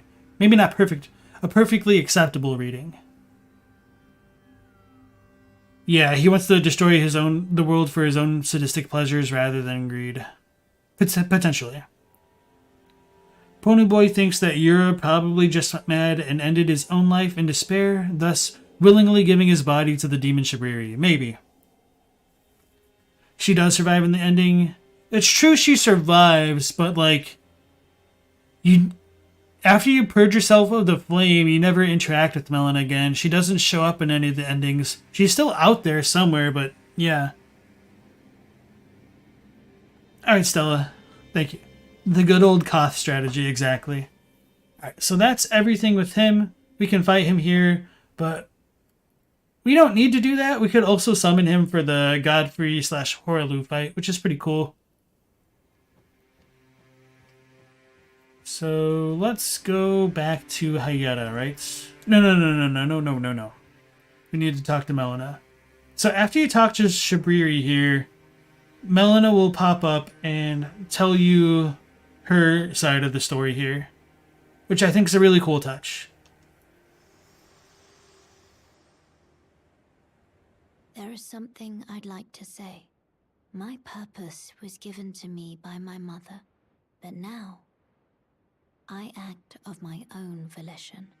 I have set my heart upon the world that I would have, regardless of my mother's designs. I won't allow anyone to speak ill of that, not even you. So this is the kind of thing that really interests me about Melina, because she was given this mission by her mother, but she kind of abandons it and chooses it of her own volition, kind of, is what she's saying. However, why is it only Melina that received this mission? Why not Ronnie? Why not Godric, Mikola, Melania, etc.? So, with that being said, that's part of the reason why I think people could argue that Melina could be more related to Marika directly, maybe like a fragment of her personality. Maybe Marika is no longer Marika, she's just kind of a fragment. Maybe she sought to escape the Greater Will's punishment for shattering the Elden Ring, and this is Marika, because as we've pointed out in the internal files, she's called Musme Marika, which it literally means like Lady Marika rather than Daughter of Marika. So with that being said, I absolutely hate that if this is the case, the only way you would really get that inclination from the game is having to look at the internal names of the files. I think that's terrible. However, what are we going to really do about it? Maybe they'll expand upon the idea further in a DLC, but who's to say? Yeah, okay, I think that's pretty much it. She did it of her own volition. She doesn't want anyone to speak ill of her world, so it's a little bit strange that she would sacrifice herself to allow the Erdtree to burn. So it seems like her goal is really to end the Golden Order, which is kind of also like Marika's goals in shattering the Elden Ring. But yeah, I don't really think there's anything else to say about that for now, at least on my end.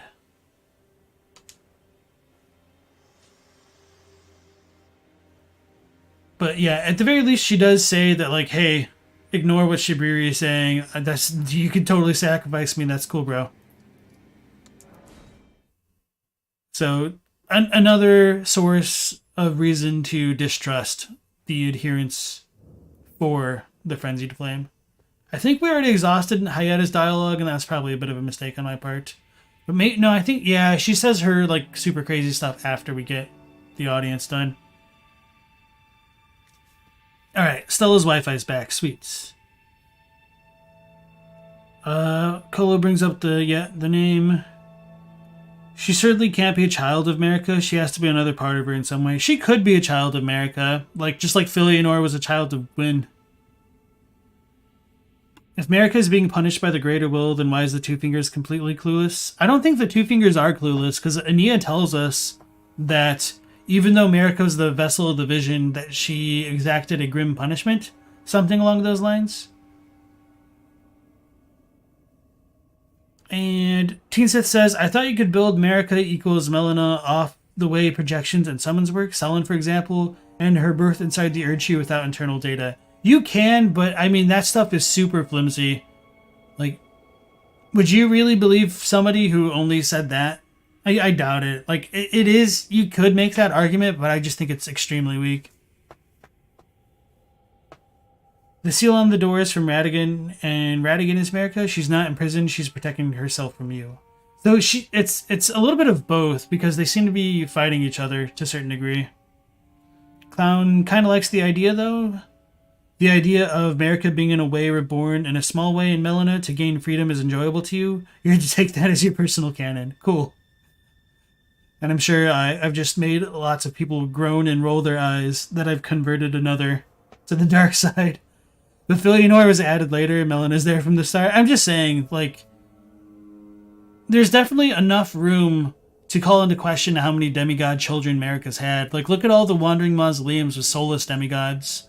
Like, none are said to be the direct children of Marika, but they're demigods, and they're all supposed to be the children of her. So, there's definitely room for Melina to exist, because even if you look at, like, the Carian stuff, there were other princesses of Caria than Rani, according to the Carian filigree crest. Did I buy that or no? Oh no, that's a talisman? I don't remember what it is. I don't think I bought it. Zoink Scoob.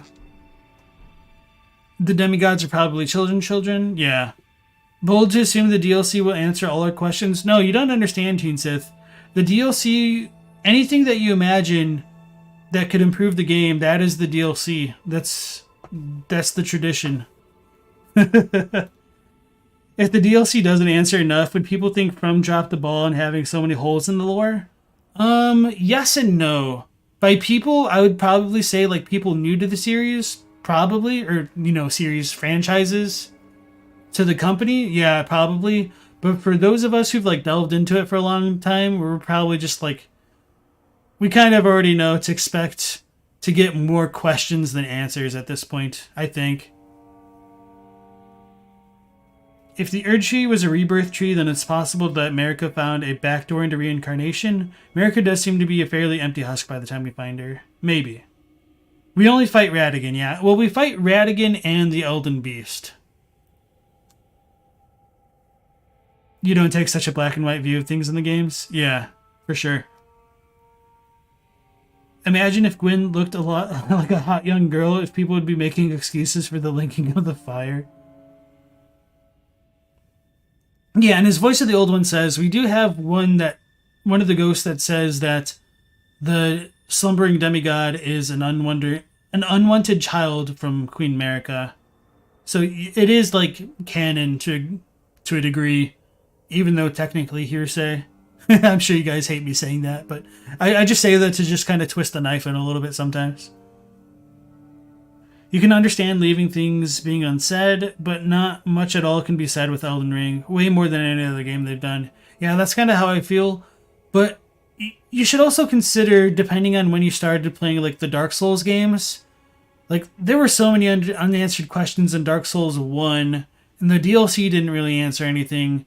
Dark Souls 2 kind of expanded on things a little bit in some ways, but they left even more unanswered questions.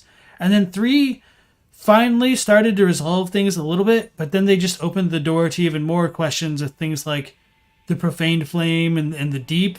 So what I'm expecting with the Elden Ring DLC, if I'm going to be honest, is probably something more along the lines of an in-between of maybe Dark Souls 2 DLC and or Bloodborne, where they don't necessarily comment directly on the game, but they might give us more mechanical information about like the inner workings of the universe. Maybe. But maybe I'll be wrong. Hopefully I'm wrong. Maybe we'll get answers to the quote-unquote big questions that we've all been waiting for. Hey, you thinks that their past Soulsborns were never this bad and neglecting critical info? This is cranking the obtuseness up to 11. Yeah, and to be fair, like a lot of this stuff really seemed unfinished in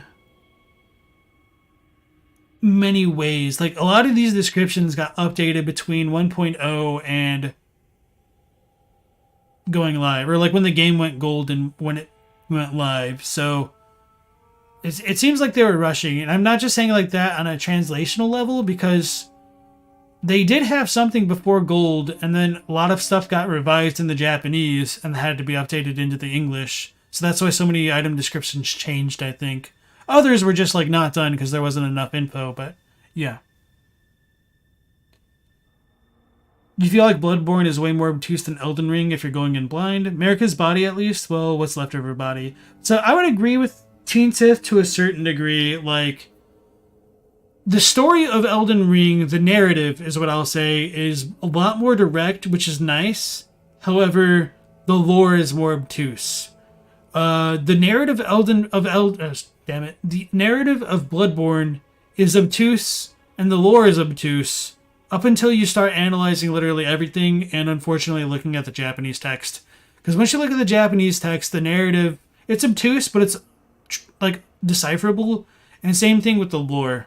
It's obtuse but decipherable, whereas I feel like Elden Ring is obtuse and it's decipherable. However, there's too many missing connections to make it all work. It's like we're given a puzzle that has like 1,000 pieces, but we're almost missing like 100 of them, or maybe 100's like too few, to be honest. I don't know, but hopefully that analogy makes sense.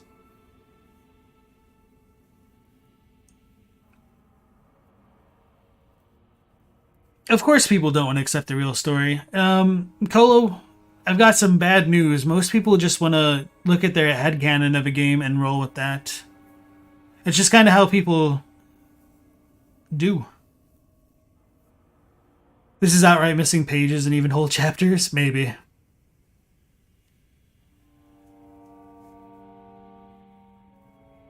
Katie doesn't think that Elden Ring's lore isn't that much more obscure than the rest.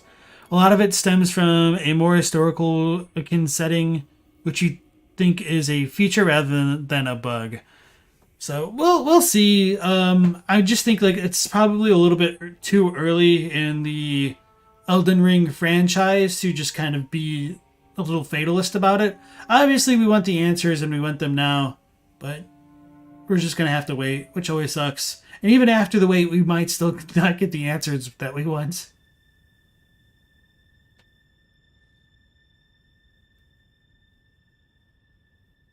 And yeah, I think part of it is they wanted to build a game that was so big in scope that everything was just gigantic in scope. And because of that, parts of the game in general just aren't super focused. And not only just like the gameplay and environmental design at times, but also the lore. And I think that's why Hidetaka Miyazaki wanted George R.R. Martin to collaborate on the project to kind of flesh some of those details out for them to kind of build the world on top of. But even then, I like if you play through this game long enough, or like maybe not this game, but if you play through their other games long enough and like look at the lore long enough, it's very obvious this is more of a FromSoft title than a Martin title. Do I think there'll ever be an Elden Ring 2, or are we just stuck with DLC? I kind of feel like we are going to get an Elden Ring 2 of some kind. Maybe not, though. I think my opinion will definitely depend on how the DLC turns out to be. A lot of the missing info is similar to how Martin writes mysteries in his stuff. Yeah, they have other games already in the pipeline. So if we do get a sequel, it'll probably be a long ways off, because remember, this game was developed in tandem with Sekiro. So it took them a really, really long time to make this game. And it's a good thing that it was as successful as it was, because that'll allow them to make other games like Armored Core and the next thing in the pipeline. Gray hairs by the time Elden Ring 2 comes out, maybe. Go to the door ahead, after divesting yourself of your possessions. Okay. Alright, if we've got any miners in the room, it is time to avert thine eyes.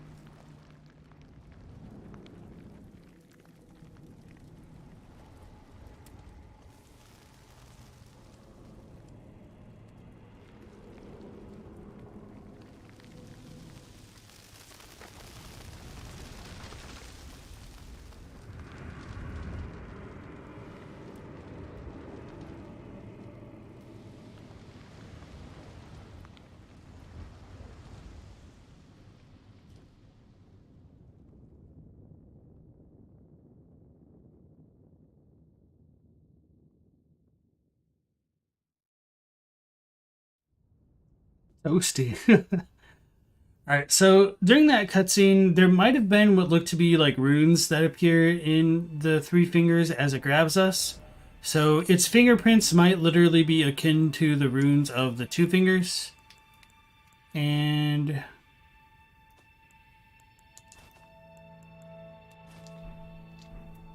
we do have those burns all over our body now. I just covered them all up. But one of the things that's noteworthy about the three fingers is, I know it's a common belief that the five fingers would be like a normal fist if they existed. However, if you combine the two fingers and the three fingers, they wouldn't have a thumb like a typical fist, because like the three fingers are like all the same length. So maybe there's a completely different set of fingers, and the two fingers and three fingers weren't ever necessarily together. But I don't really believe it either way, just kind of pointing out the little eccentricities of the visual design of the three fingers. Seems more like wrinkles and cracks. So there's like one little part on the three fingers, like as it like starts to glow and like crack after it grabs you, that does look like a lot of the runes of the two fingers. But yeah, I'm not entirely sure if I would agree that runes are in the three fingers, like fingerprints or whatnot. They have a thumb. What are you talking about? It's way too slender and long to just be a normal thumb. Does the Chinkadea have a thumb? Kind of. Let's pull that out. I'm in the safe zone, so I can't do that yet. Actually, it's kind of funny that the chest kind of respawns like that. Oh yeah, because we should be able to swing through those.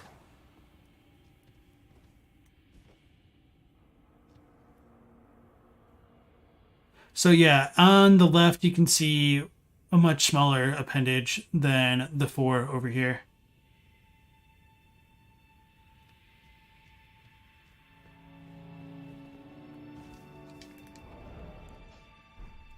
It's not a natural looking thumb, but it's still a thumb. Okay.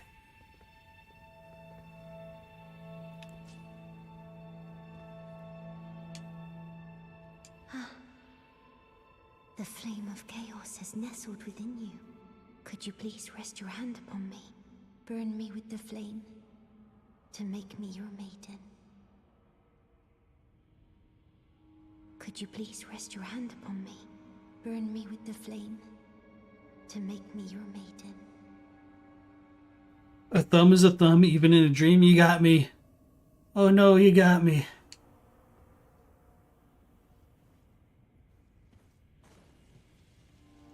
Oh, it burns.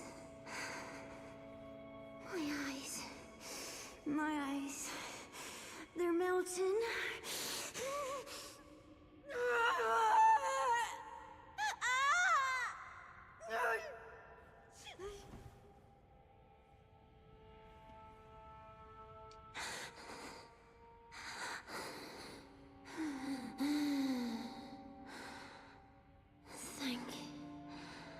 Thank you.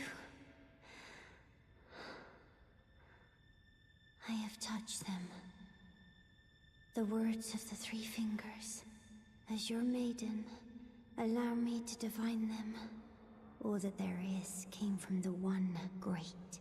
Then came fractures, and births, and souls. But the greater will made a mistake. Torment, despair, affliction, every sin, every curse, every one born of the mistake. And so, what was borrowed must be returned, melted all away with the yellow chaos flame, until all is one again. Those who gave me grapes howled without words, saying they wished they were never born. Become their lord, take their torment, despair, their affliction, every sin, every curse, and melt it all away. As the Lord of Chaos, no more fractures, no more birth.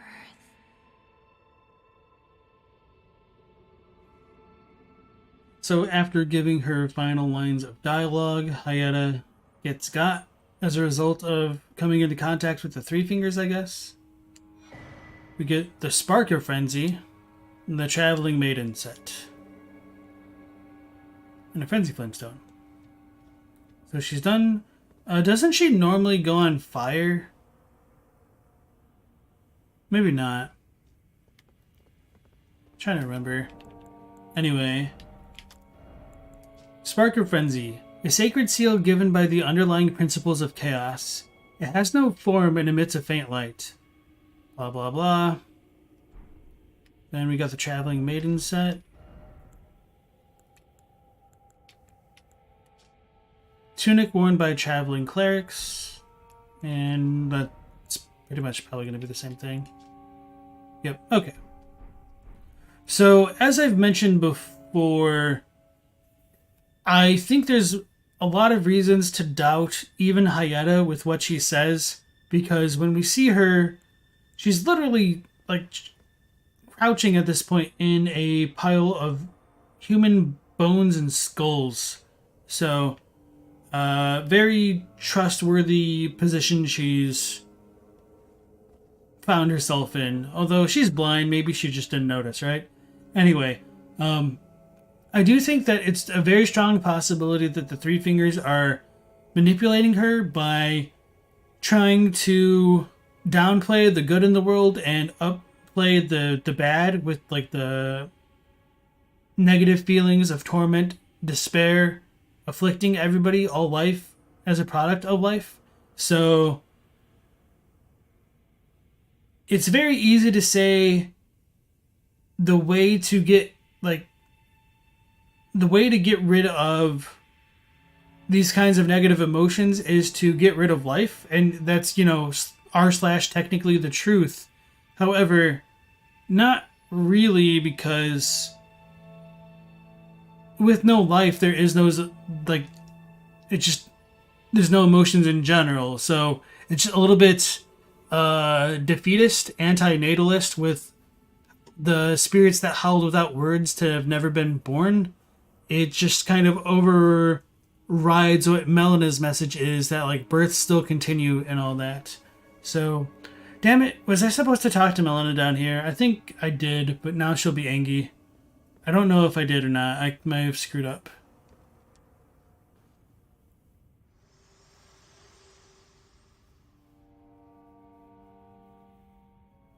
You have inherited the frenzied flame. A pity. You are no longer fit. Our journey together ends here. But remember, should you rise as the Lord of Chaos, I will kill you. As sure as night follows day, such is my duty. For allowing you the strength of runes. Goodbye, my companion. Goodbye, Torrent.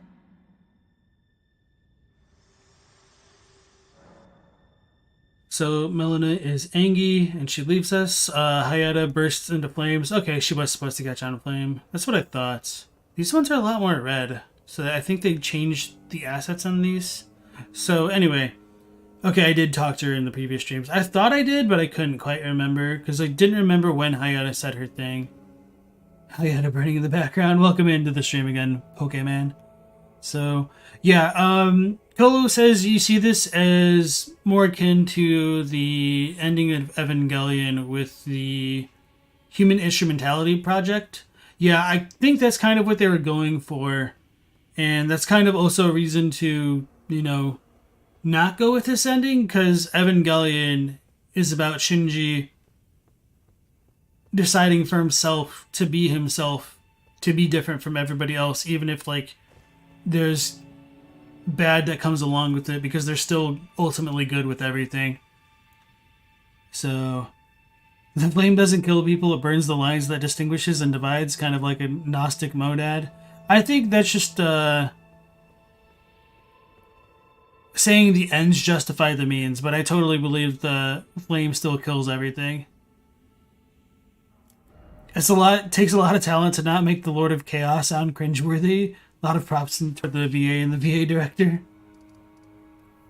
Alright, so we did the Hyetta stuff. We did that stuff.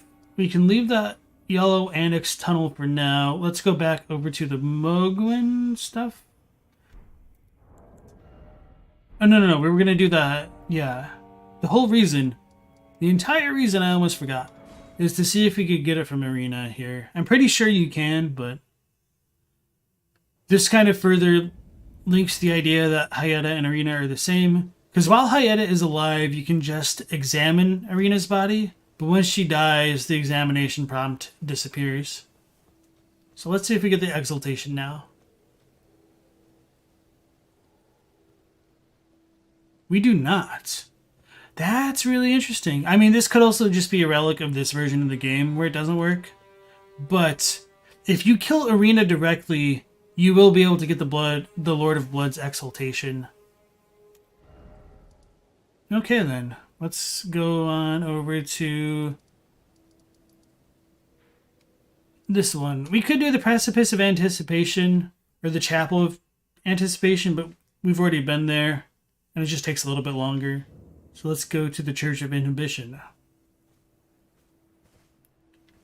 Dye cloth, the Maiden's Blood, for the Lord of Blood's favor.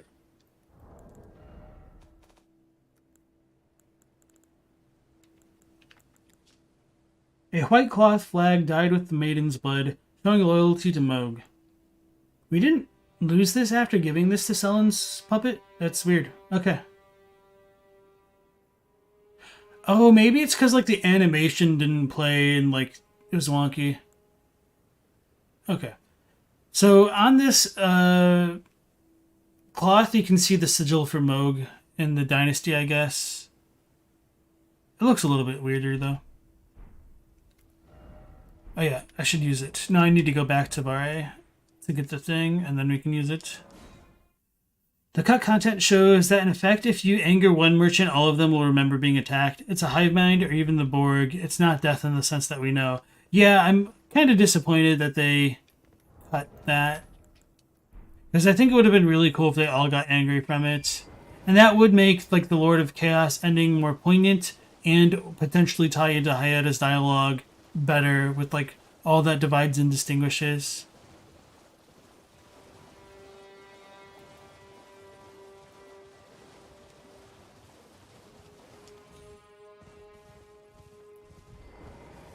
And depending on, like, how you read that, like, all that divides and distinguishes, it could just be that kind of like that one eye champion in League of Legends that just kind of absorbs everything by eye blasting the crap out of it. The Flame of Frenzy might work the same way, where it absorbs everything with its yellow flames. But obviously it's more natural to think of flames as being flames of destruction rather than, like, flames of absorption with everything. So in other words, you might be able to argue the Flame of Frenzy ending would be kind of similar to, like, how Rykard operates by, like, swallowing the world as the snake, or even the Urge with, like, absorbing the souls of the dead. But that's a pretty big hot take as well. Katie says, hot take, but you think that after being embraced by the fingers, you become the god or the outer god of Frenzy? Getting embraced, okay. Clearly, everyone in the game is one of 5 people, and all the merchants are the same person. Flame of Frenzy is just ego death. Everything is still alive. It's just reincorporated. What are the implications of Vike coming into contact with the fingers while wearing his armor? Maybe that's why his audience failed.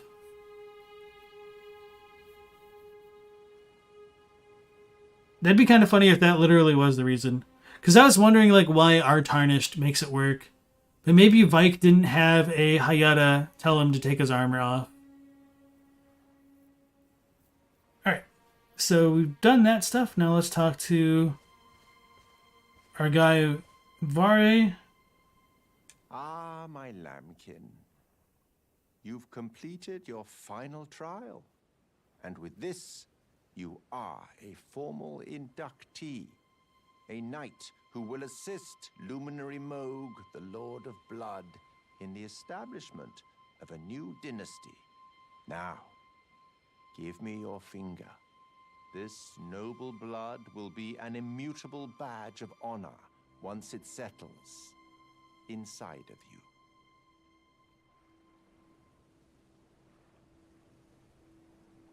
So, I'll just wait.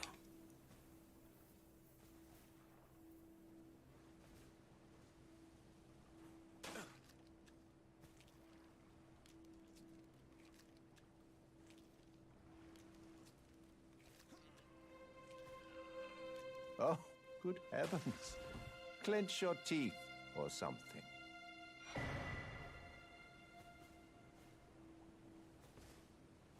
Never forget that feeling of agony, for it is what binds you to Luminary Mohg, to all of us. You have the sweetest scream, my lambkin. Right, so with that being done, in order for us to become a full inductee into the Mohgwyn Dynasty World Order, we need to get pricked with the bloody finger. So we take in the Mohgwyn blood into ourselves, and that's kind of what makes our eyes red, which, you know, big surprise. This doesn't say a lot. All right. The nail of this finger is shot through with streaks of fresh, glistening blood. The finger's sickly pale skin feels nothing now, but the nail still aches with the sweetest pain. So there's some weird stuff that goes along with this. The idea of the finger itself being pale kind of goes in line with what you get with the pale ears in Dark Souls 1 and 3 from the Dark Moon Covenant, where the reason the ears are pale is because they've been drained of blood, because they've been cut off of a body. So that also ties into why the moon presence is called pale blood in Bloodborne, in my opinion. It's because it's been draining blood and blood echoes from things, so it's drained blood, which is why it's the drained of blood interview that talks about everything with Miyazaki. And I think that's kind of why this is saying that this finger itself is pale, and doesn't feel anything because it doesn't have any blood in it. And the reason why the nail still feels pain is because it does have the blood. So with Varré saying that the blood and the pain is what ties us to Mohg, at first I thought maybe it's the pain that keeps our tarnished sane. However, the second bloody finger that we fought after Nereus, the Ravenmount assassin, is wearing the skeletal mask, and that mask digs its claws into the wearer's face, so that way they can remember they're human while they're imitating death birds. So it doesn't fully seem to be that pain is what keeps people sane in this game. Well, it doesn't keep them human, kind of the same way it's supposed to in Dark Souls. But in general, in the FromSoft games, pain is a reminder of being human, partially because it's human to feel the bad things in the darkness, and so being dark is being human, so feeling pain is being oh yeah, this is what it is to be alive and a person and everything. So I think that's all I wanted to say with that. You hate this part? Something's really uncomfy about it? Clown, I thought the flame just primordial soups everyone again, so yeah, you're still alive, just melded. Yeah, I don't know exactly, because I mean the tree itself burns. Melon is still around. It's kind of a weird ending. Varré's voice is so nice. Props to the VA. They made him a real smooth talker, for sure. Yeah, we get no horns, but what is this with the pain? Selling content calls him a curse peddler. Blood, skin, hearts grafting. Seems because they don't have level up, they have to use those weird forms of consumption that warps them. Oh, because they don't have the runes to level up? Maybe. That might be a tarnished thing, that they can take the power of the runes, but it should have been a demigod thing too, to a certain degree. Because they get warped by the power of their runes. Yeah,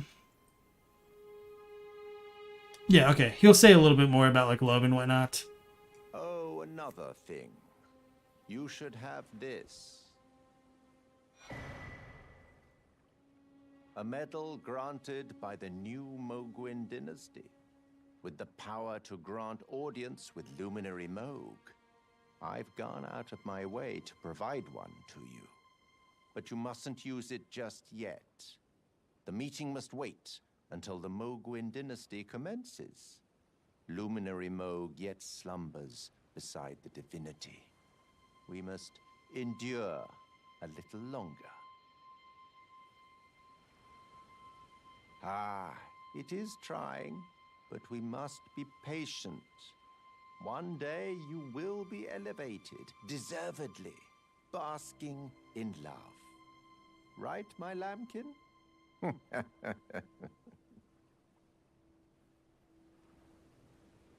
We level up through runes, and the maidens have to learn how to do the rune power from somewhere. Okay, so that's this section of the Varré questline complete. We should have... Oh no, this should be consumable, right? Because we use it. Yeah, pure... Oh yeah, it's on its own thing. That's weird. Pure Blood Knight's Medal warps user to Mohgwyn Dynasty. A sign that is... Wow. A sign that one has sworn loyalty to Mohg, Lord of Blood. Grants the user an audience with Mohg. Go to the audience grounds. So it does pop up the Mohgwyn Dynasty sigil. But it takes us a little bit further away than we need to be. So let's go ahead and warp to the midpoint. Yep, okay. And then we should be able to encounter our boy over here. Invade the white-faced Varré's world. You'll love that the devs know the players will do exactly what the game tells us not to do. So I don't know a good spot to stand to just get him to talk without like moving around a lot, so this might be a little bit awkward.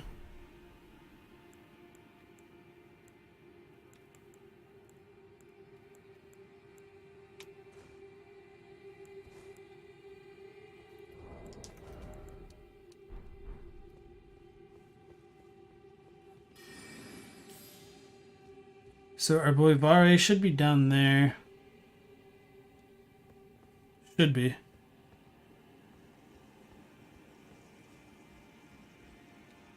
Wait, what?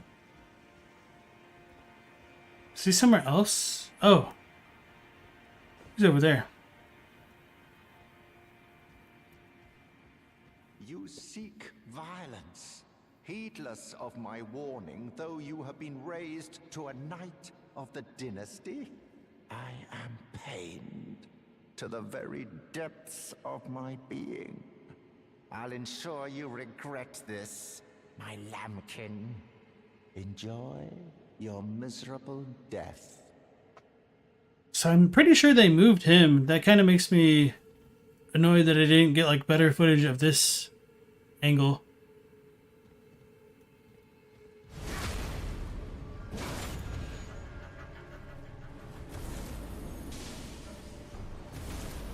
So he's able to put Blood Flame on his bouquet. Is he not bleedable? He's not bleedable.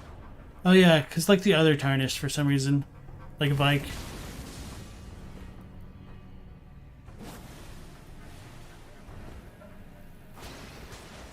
I should probably heal. I'm stuck. I'm stuck.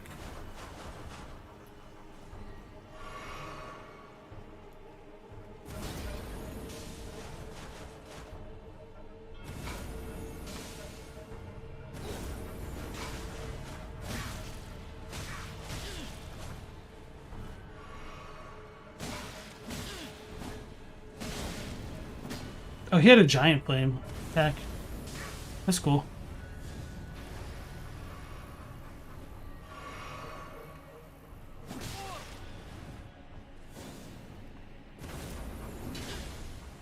My dude's just kind of getting outranged here.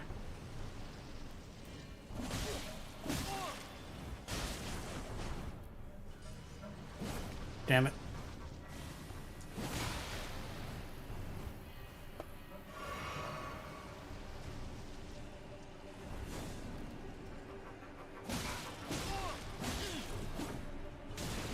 Do not press the red button. It was a normal catch flame. Yeah, but it had the sigil of it. Of the giant flame.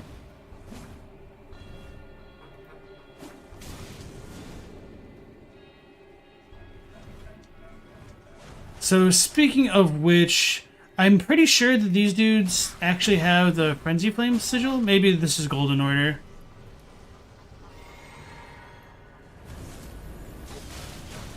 Oh no, I just don't want to get bled.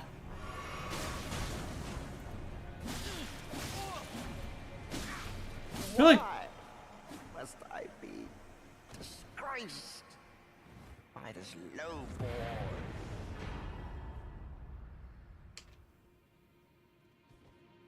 I was gonna say, I feel like just R1 spamming might be the way. It was a normal catch flame? Okay. So after defeating him there, he will be over here.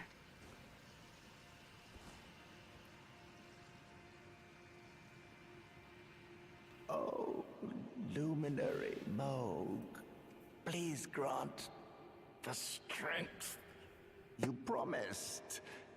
I have given everything. Please, my lord. Please, answer me, luminary Mohg.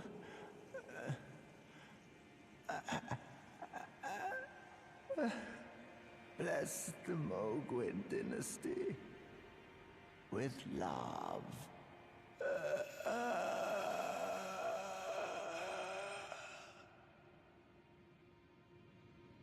Wait. He didn't give us his... Okay. Swarm of Flies and Varré's Bouquet. I was like, he didn't drop his items. I was so confused for a second there. Alright, so... The funny thing is you can do that section of the quest after Mohg has already been defeated, which is kind of funny. So he's like praying to nothing. What do we get? The bouquet and the incantation. Summons a swarm of insects that gnaws at enemies.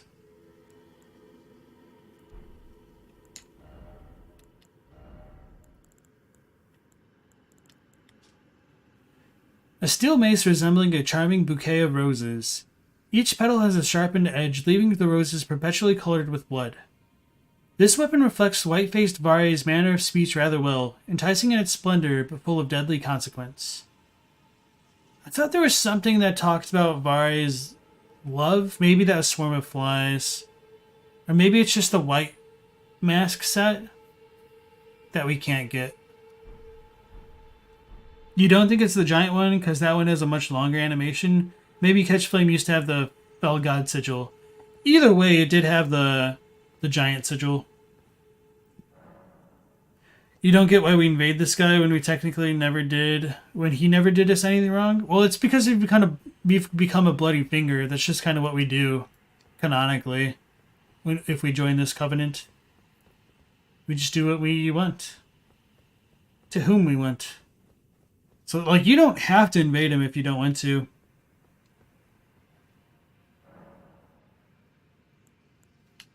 But it's kind of like Rykard's group to a certain degree. Oh, we can level up. Ooh, this one's going to be a little bit rough.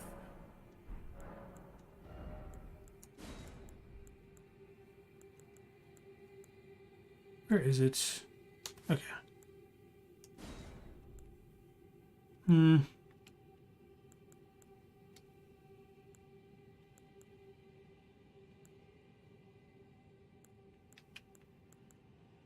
really know what's a good one. Because I kind of just intend to use this at the beginning of the fight, so I may as well just do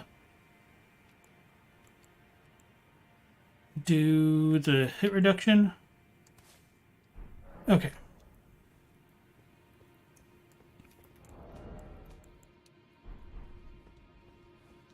You have to check if he has the sigil in retail? Cool.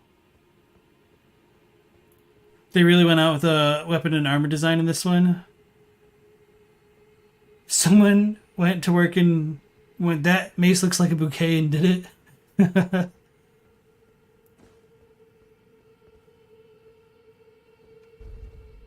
So we got the 2 lions for the old dynasty elevator lift.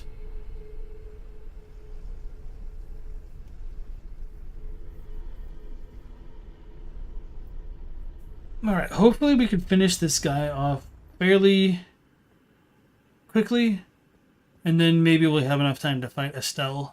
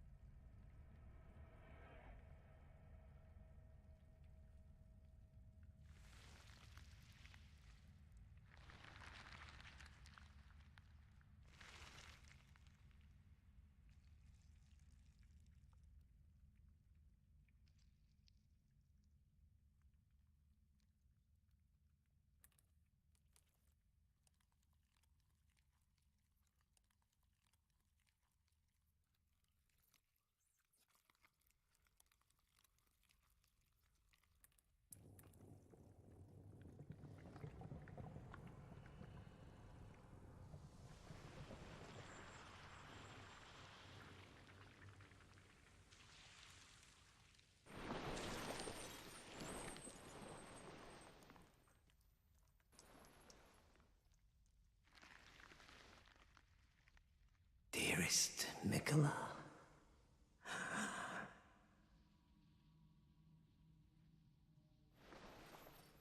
You must abide alone a while.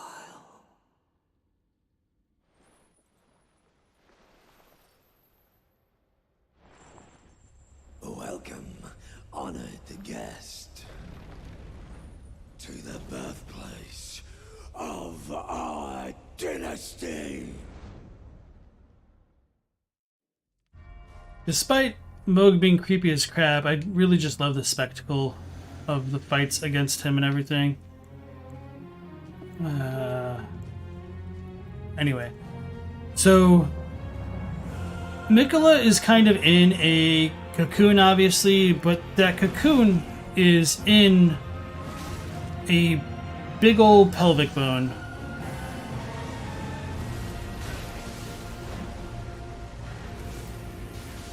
Wait, okay. That's my chance. I don't have the shackle, but it'd be good if I did.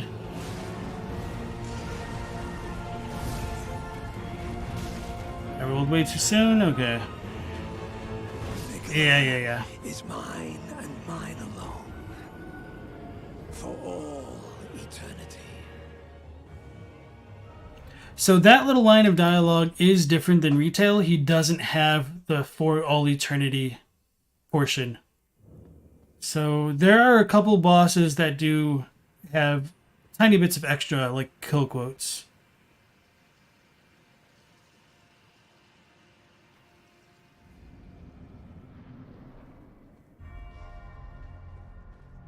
You love this fight. It's very satisfying to beat him up for lore reasons. So yeah, one of the nice things about this is you can use the purifying crystal at the very beginning of the fight. Damn it. And it'll stay on. Sweet.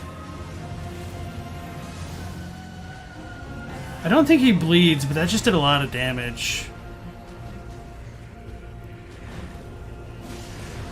I rolled too soon. I should have iframed that one.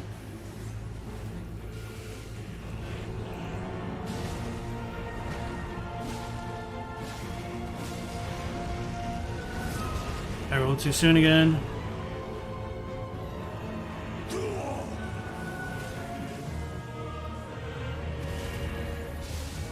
I rolled too soon? Okay. Okay, I got greedy. I'll admit that. For all eternity.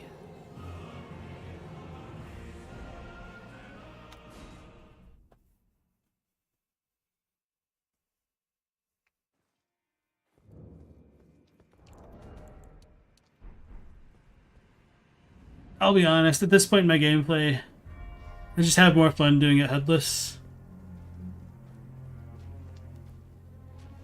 He does have the whole torture town and eating people thing going on.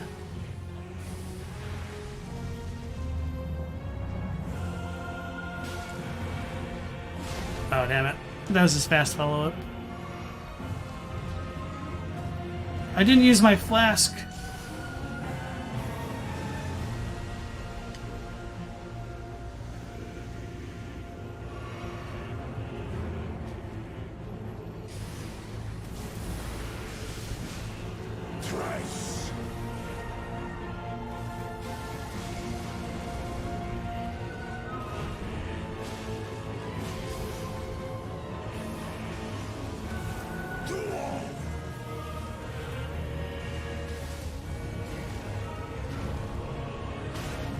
Damn it.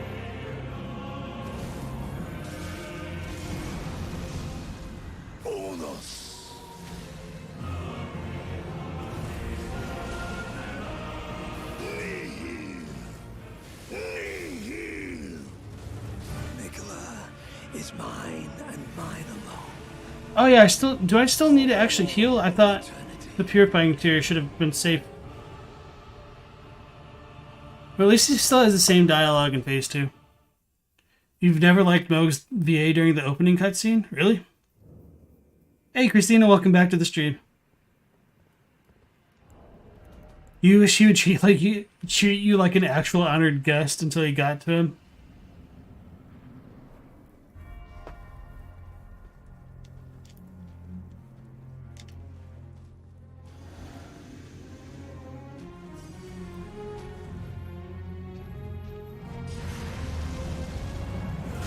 I tried rolling, I was too slow.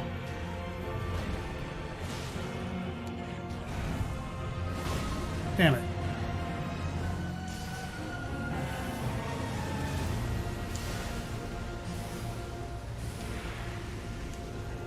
Thrice.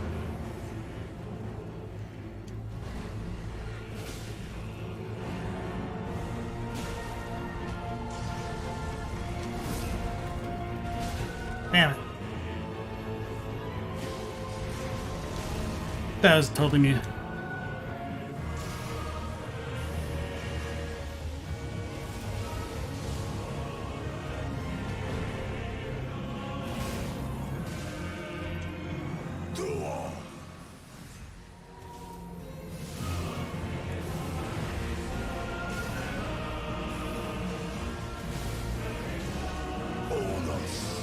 Gotta go YOLO.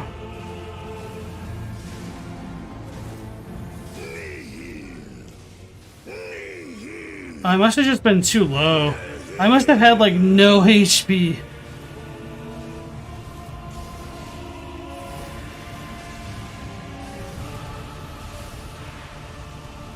Uh-oh.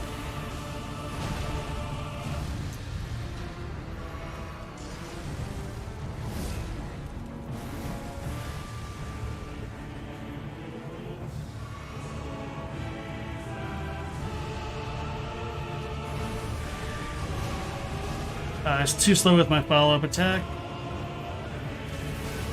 I can see it as clear as day. The coming of our dynasty.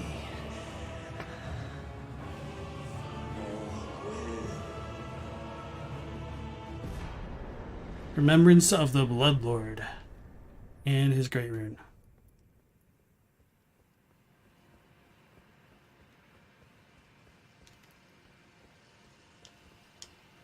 Yeah, I just really like fighting him.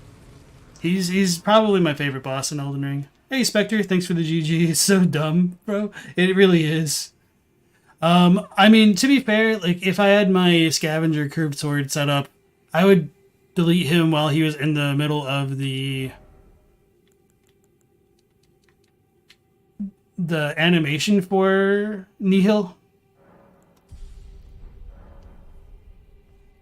So while Hoarfrost Stomp is really strong, it isn't like the strongest. A lot of people will just delete this dude with Common Azure and Terra Magica anyway. The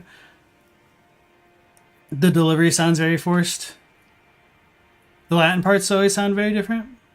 Sekiro Doobie's voice about Mohg's cut is the greatest piece of the clickbait in existence. Oh, really?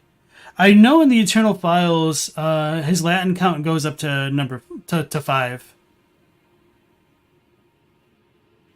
Why he say Gwyn? Because of Dark Souls. That's why. Thanks for the GGs, Christina. Alright, so...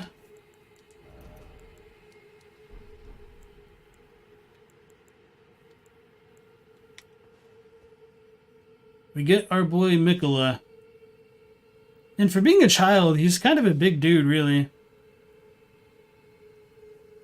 So he's in the middle of a pelvic bone, which kind of looks like it should belong in the Haligtree. If you ever look at it directly, that's kind of where this thing comes from.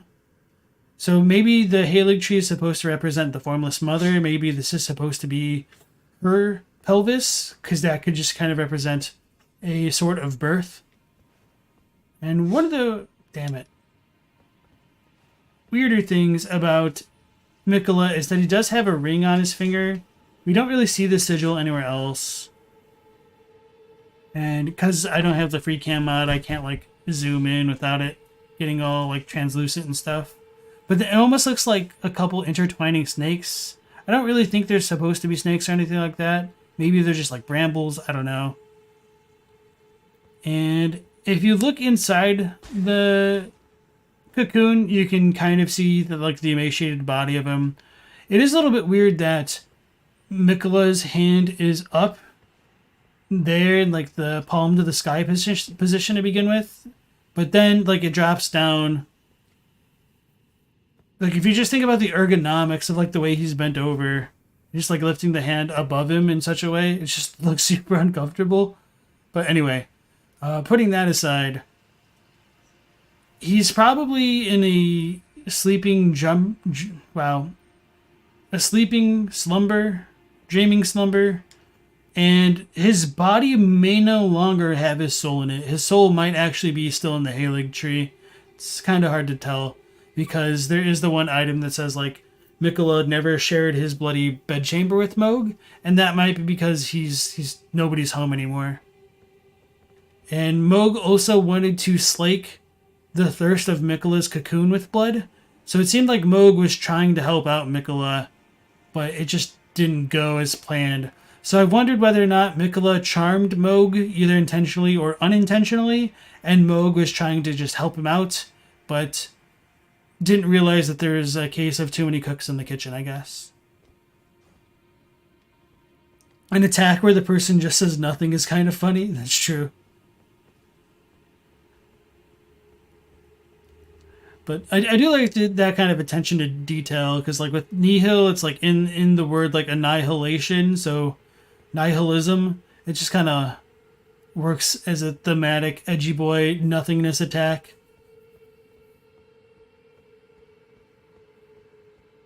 Six in Latin is sex. Would anyone be surprised if Miquella is revealed to be a hermaphrodite in the DLC? I don't think so. So yeah, coming up here, this place itself is kind of covered in blood flame. People have said like, oh, the Mohgwyn Dynasty Mausoleum like gets put on fire along with the Erdtree. That's not true as far as I can tell.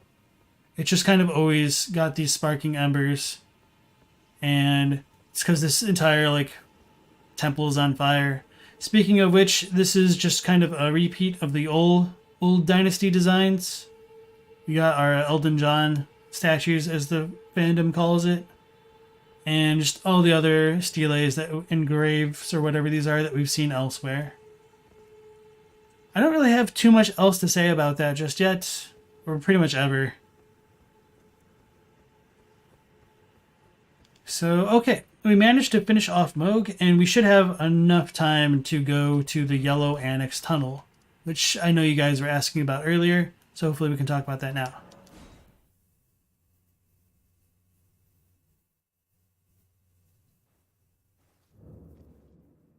Yeah, nihil just means zero or nothing in Latin. So, okay. Coming up to the Yellow Annex Tunnel, we've got a bunch of the Frenzy Flame boys up top with the trolls. But coming down here, we have a little bit less of that. I mean, there's still going to be some things, but we've got dead miners. And this is like an ice cave, which is cool, because you don't really get a lot of them in these games. And I wish they kind of had a little bit more variation like this throughout. This will be the shortcut to the boss, but hey, look, a door. How could you ever go through it the first try in a FROM game? I think I went too far. Oof. So we do still have some alive miners, but they're covered in ice.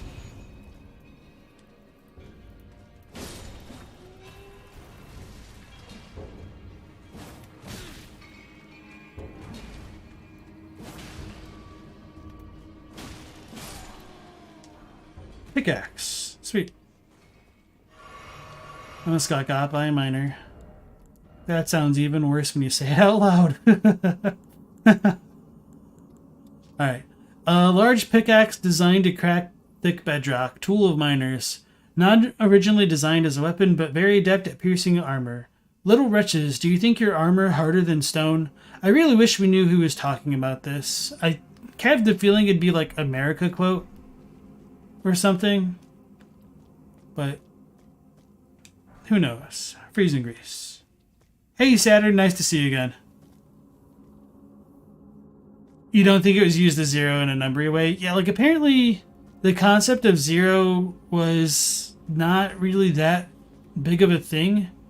Like people had to literally prove the existence of zero, I guess, mathematically. Like I know there's an Indian mathematician who did it, and like I don't remember the year. As well as like somebody else.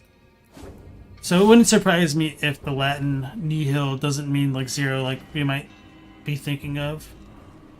Golden One's rune? I never read the Hero's rune, did I? Yeah, we picked that up in the Mohgwyn Dynasty area. Wait, it called it Hero's Rune when we picked it up. Or maybe it was Lord's Rune, I'm just misremembering. Anyway. Runes of one who is destined to become a lord, but when the Elden Ring was shattered, all that remained was a distant duty.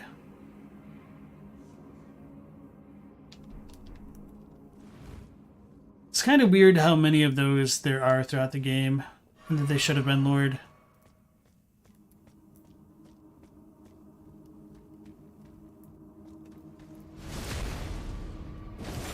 You think it's Zerum? You'd need to double check. It does literally mean nothing. Phobos, nice to see you again. The word zero is actually of Arabic origin, and that's the case not only in English but in most European languages. Cool. Yeah, and we still use Arabic numerals to this date. Large somber polar smithing stone. I need regular large polar smithing stones. Latin did not have the concept of zero. That's cool.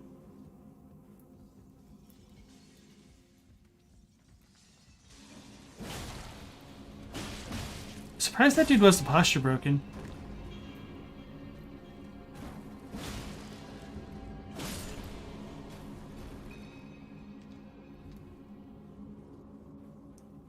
Roman and Greek numerals didn't have a sign for zero either. I'm learning about numbers.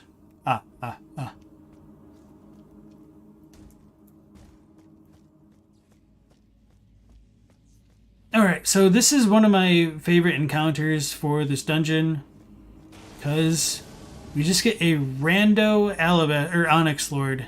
And apparently people say that this dude can get aggro against Astel. And we do have like some dead miners nearby, so maybe this dude has been killing the miners overall.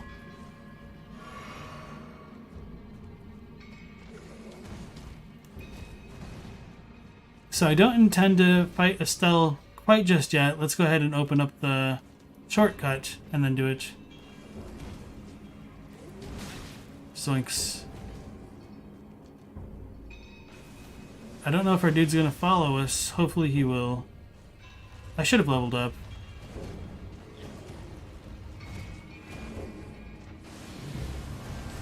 Astel's Stars of Darkness. Oh yeah, this one doesn't shoot his laser first. He does this angry... Oh my goodness. Oh lord, they gonna be fighting? Wow, I actually got hit by the smack attack.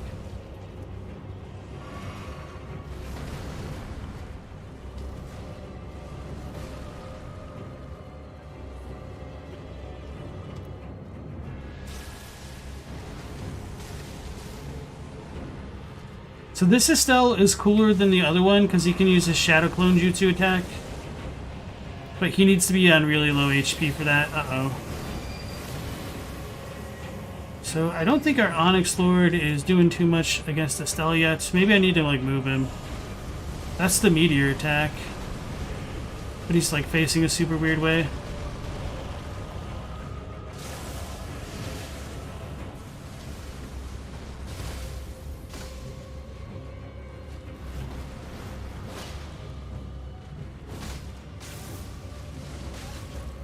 I'm surprised that hit me.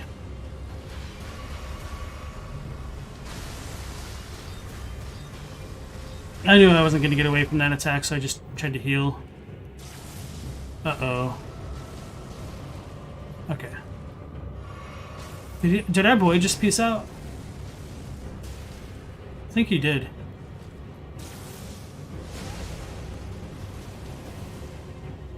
Yeah, he just noped on out of here.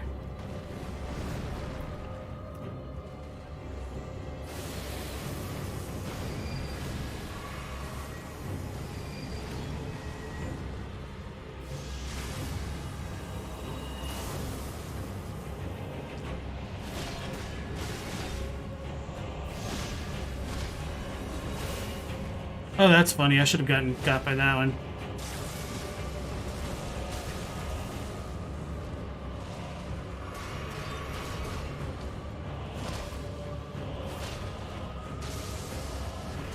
I don't know how to dodge that.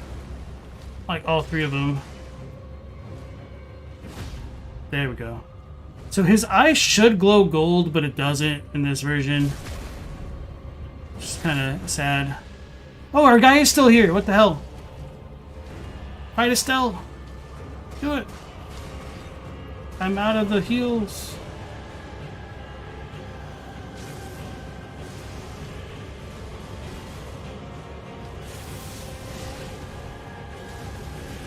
So yeah, these two don't actually seem to be fighting each other, which I've heard people talk about, but I'm not seeing it. Oh, we got the Shadow Clone Jutsu.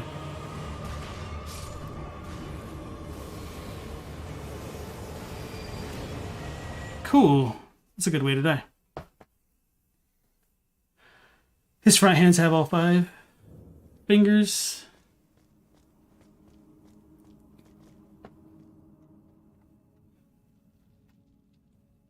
The Mayans were so good at math, they discovered zero independently.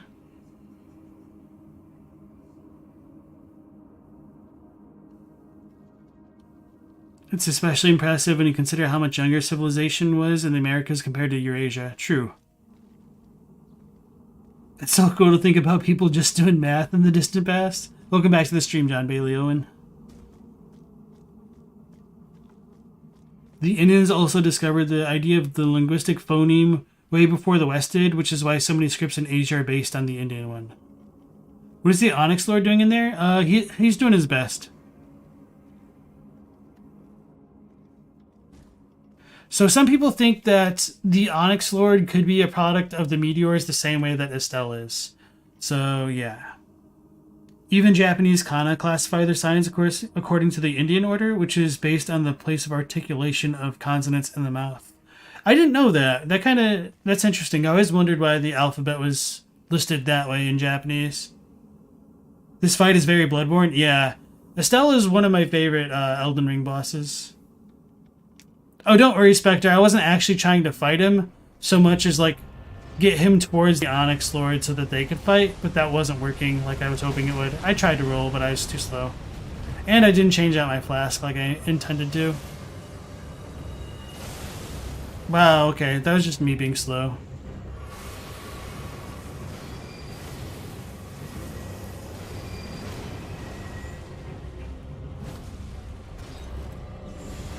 I'm gonna get grabbed, I think? Oh no, that's the meteor attack.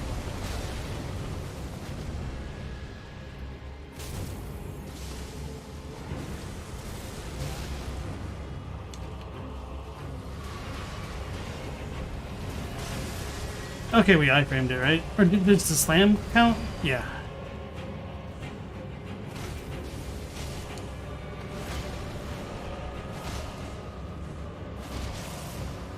Oh, this is the 3 slam, I think. No, that was a grab.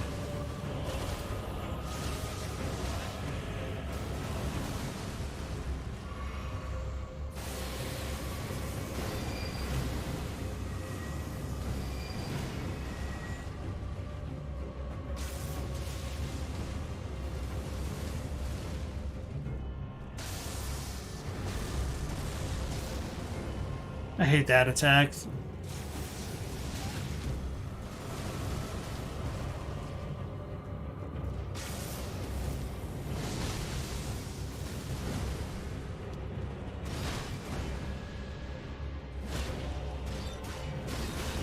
Didn't have enough stamina to roll, but now I'm going to go in hot.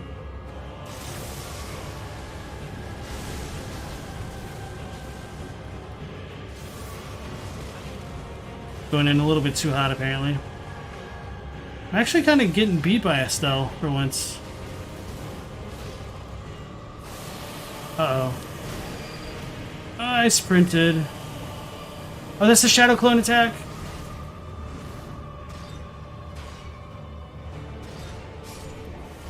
That's still super cool, though. I don't mind dying to that.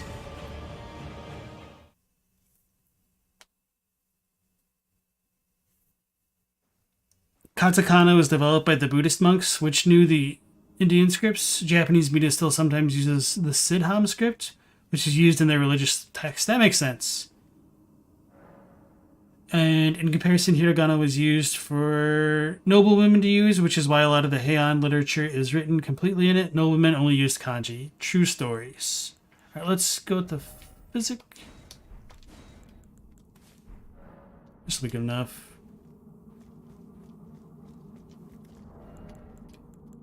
Oh yeah, we're not doing the right card fight.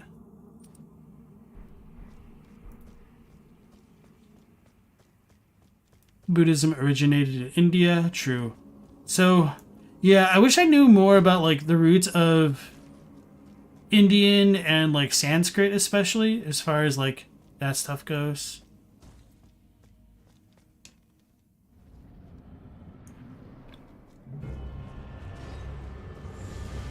But yeah, we can defend some attacks, right?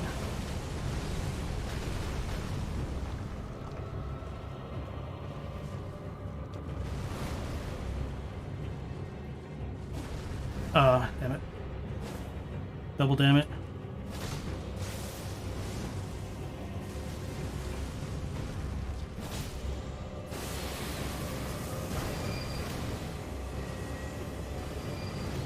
Think he's gonna meteor again. There we go. I should have dodged that. I was just extremely slow on my end. We bled him. That one I should just defend if I can't dodge it. I should think about that more. Why, okay, there we go.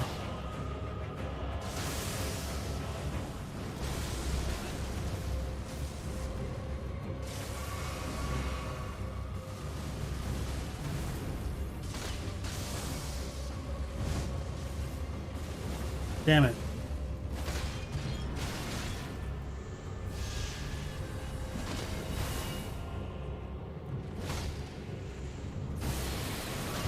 Damn it. I was trying to break him. I'm greedy.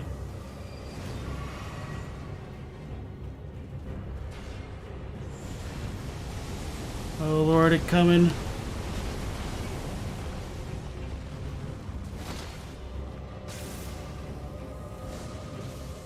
Oh, I thought this was the slam attack thing. There we go.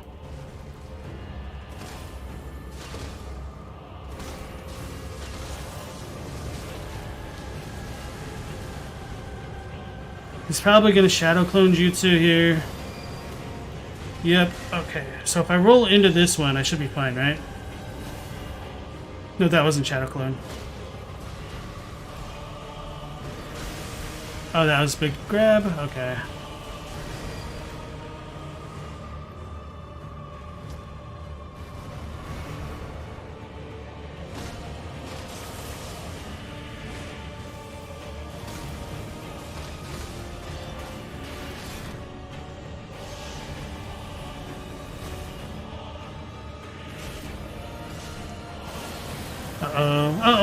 Okay. Oh my god, I live. I should have died right then.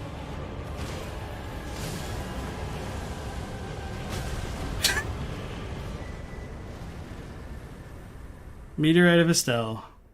First try, baby. Alright, so I probably should have talked about it during that fight, but I'm really bad at multitasking, apparently. And I had full faith in myself, apparently. I didn't pick those up. So in this tunnel, we do have an asteroid or meteorite here. I forget the difference.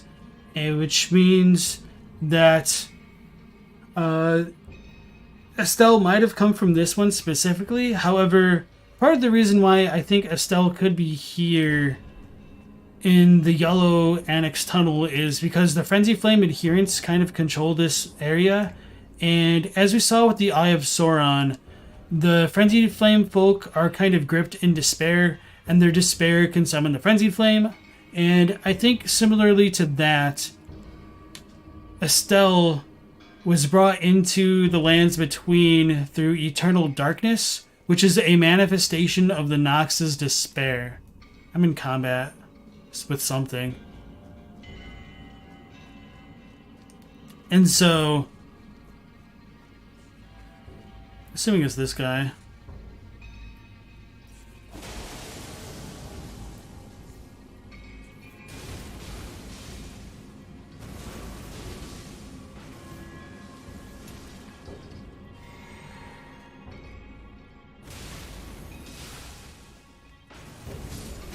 It's a tanky boy. Now we'll go up on top of the tunnel area to check out the village or ruins with the Frenzied Flame boys. I don't know what I'm in combat with, but this is kind of annoying. I made that look laughable. You went through hell with that. I never really had too many issues with Astel, to be honest.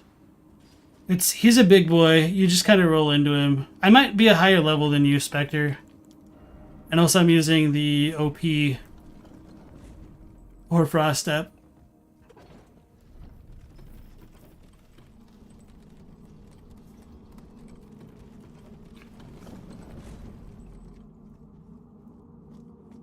Oh, I didn't level up right then. I should have. I am going to level up.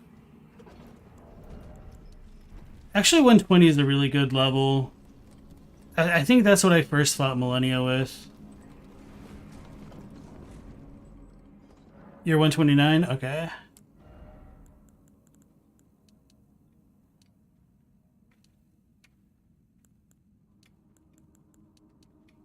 Oh, this will give me... Okay, I can stomp once more.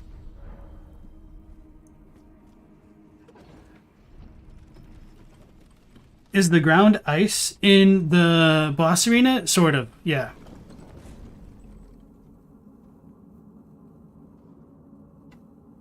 Sanskrit and most northern Indian languages are part of the Indo-European family, which makes them related to most languages of Europe, as well as some other places like Iran. True. Yeah, and that stuff's just really interesting to me from like a linguistic, etymological standpoint. I wish I knew more, but I don't. It's very well established as Indo-European is pretty much the most well-studied language family in the world.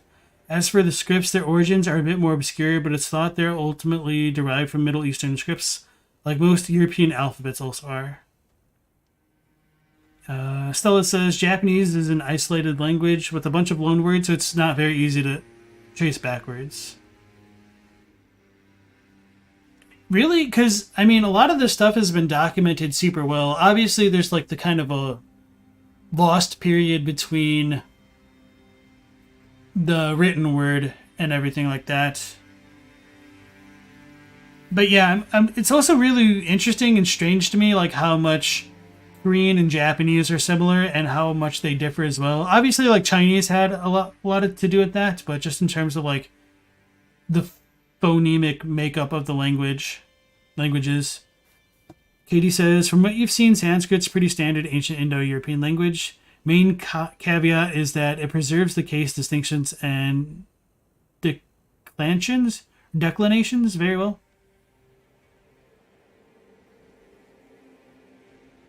Okay, so yeah.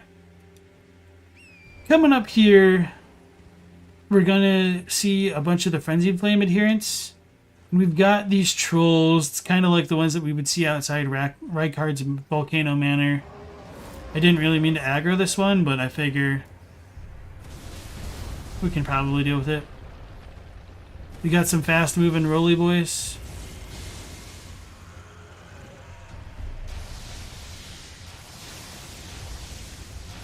The cool thing is, after they do this big wind-up attack, oh man, they fall over and get tired. Totally understandable.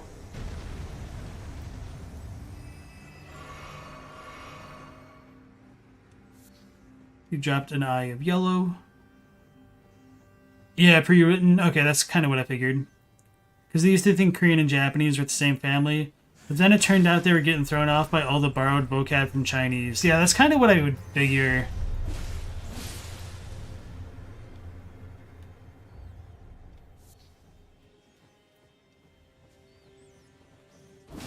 So yeah, in this version of the game, the rats have more reddish eyes than yellow eyes, which they changed. And red eyes, as I mentioned on one of the other streams, was potentially supposed to line up with the Dream Brew mechanic or some other kind of quest that was cut, unfortunately. So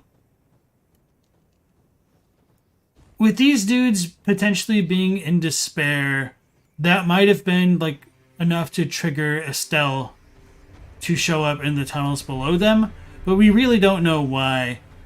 And to be fair, it's not like we get the Falling Star Beasts in other locations that have like Frenzy Flame adherence.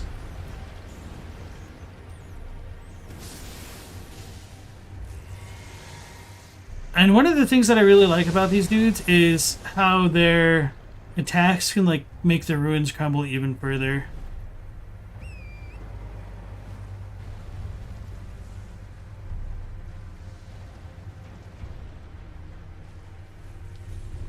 So here we got some more of the regular dudes, some more sallow embers. And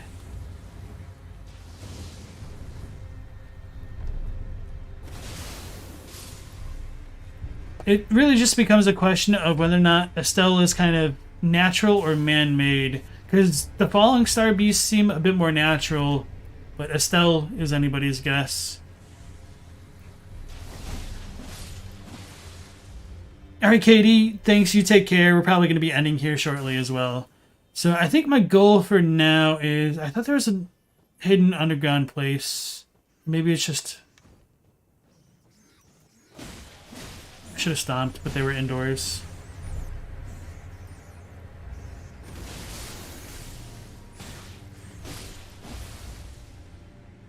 Okay, I kind of remember now, though. It's further on the right. And I might need one of the trolls to open it up.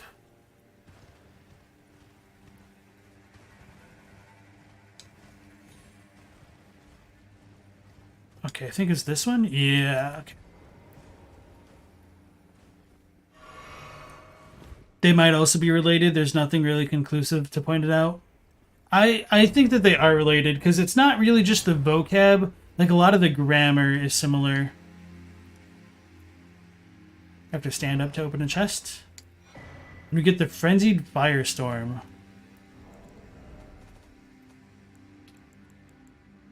Cause madness by dropping Chaos Flame from above. Cast Chaos Flame from above, causing madness. That's weird. Okay.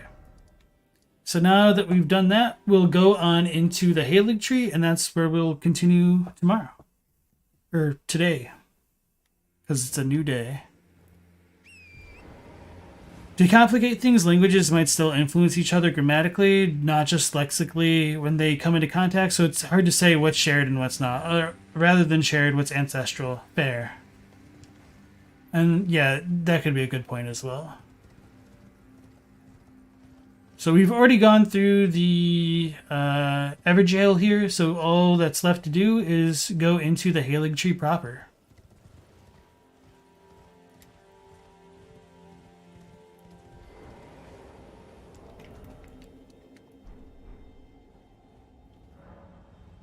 So travel to another location. But before doing that, one thing that I've wondered with Ordina is where this bridge would have originally connected to if it was supposed to connect to something.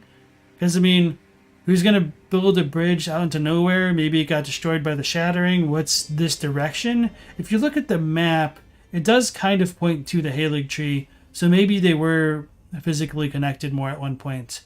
I have wondered whether or not this bridge is supposed to coincide with the one that we see like heading off towards Nokron from like the first elevator into Nokron, like into like the Night Sacred Ground area. But this bridge and the one down there are of completely different architecture, so that doesn't seem very likely. But just thought it's pretty interesting nonetheless. Doesn't the item Remembrance of the Naturalborn imply that Astel isn't man-made? Not the description, the actual name. So the Naturalborn doesn't necessarily mean it that way, because at least as far as the Japanese goes, it's just kind of more like the spawn of darkness, or the bastard of darkness, which is why he's the Stars of Darkness here. And that'll even get played up more when we look at the remembrance. So that actually reminded me that we did get Mohg's remembrance, but we didn't look at his items. So we could go ahead and look at the Astel stuff now in there as well. And boy, is there a lot to talk about tomorrow.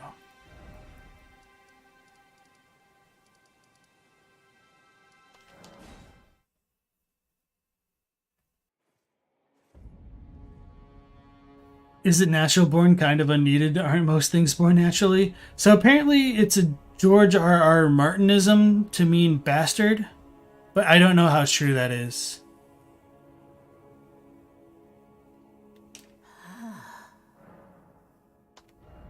So, okay, before looking at the Mohg thing, we've got Remembrance of the Misbegotten here, and then there we have Bastard Stars.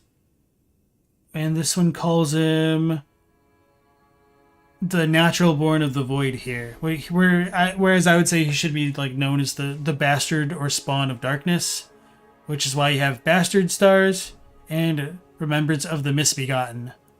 So they probably changed Misbegotten here because that could potentially be confused with like Hugh's brand of Misbegotten. That would make sense. However, those are two completely different terms in Japanese. Where like, as far as the Hugh style Misbegotten are called, they're just more like the mixed people. So hopefully that's insightful. You think him being referred to as Naturalborn is meant to imply they aren't naturally born? So we got the Remembrance of the Bloodlord. Doesn't say much. So Trident of Mohg, Lord of Blood. A sacred spear that will come to symbolize his dynasty. As well as serving as a weapon, it is an instrument of communion with an outer god who bestows power upon cursed blood. The Mother of Truth desires a wound. So it's interesting that she bestows power upon cursed blood, because that would almost make it sound like Miquella's blood shouldn't work with it, because his is like holy blood. But I mean, he is kind of also cursed to a degree. Anyway. Really cool weapon, this one, with the blood bloom. What's it called here? Great blood boon. Bloom. Wow, I can't talk. Blood bloom, blood boon. Blood bloom, blood boon. It's almost like a tongue twister. Cast dripping blood from Otherworld Offering. Blood Flame of the Dynast. Cool stuff. Now go forth. Radahn's horns look similar to Astel's pincers. I would need to double check that. That's kind of an interesting observation, though. Never thought of it that way.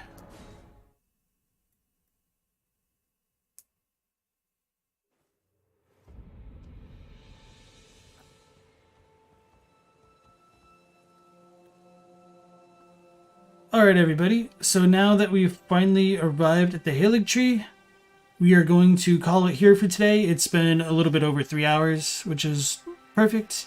We will be going live again at 10 p.m. Eastern Standard Time, so hopefully we'll see you there. Alright, take care everybody. Last Protagonist out.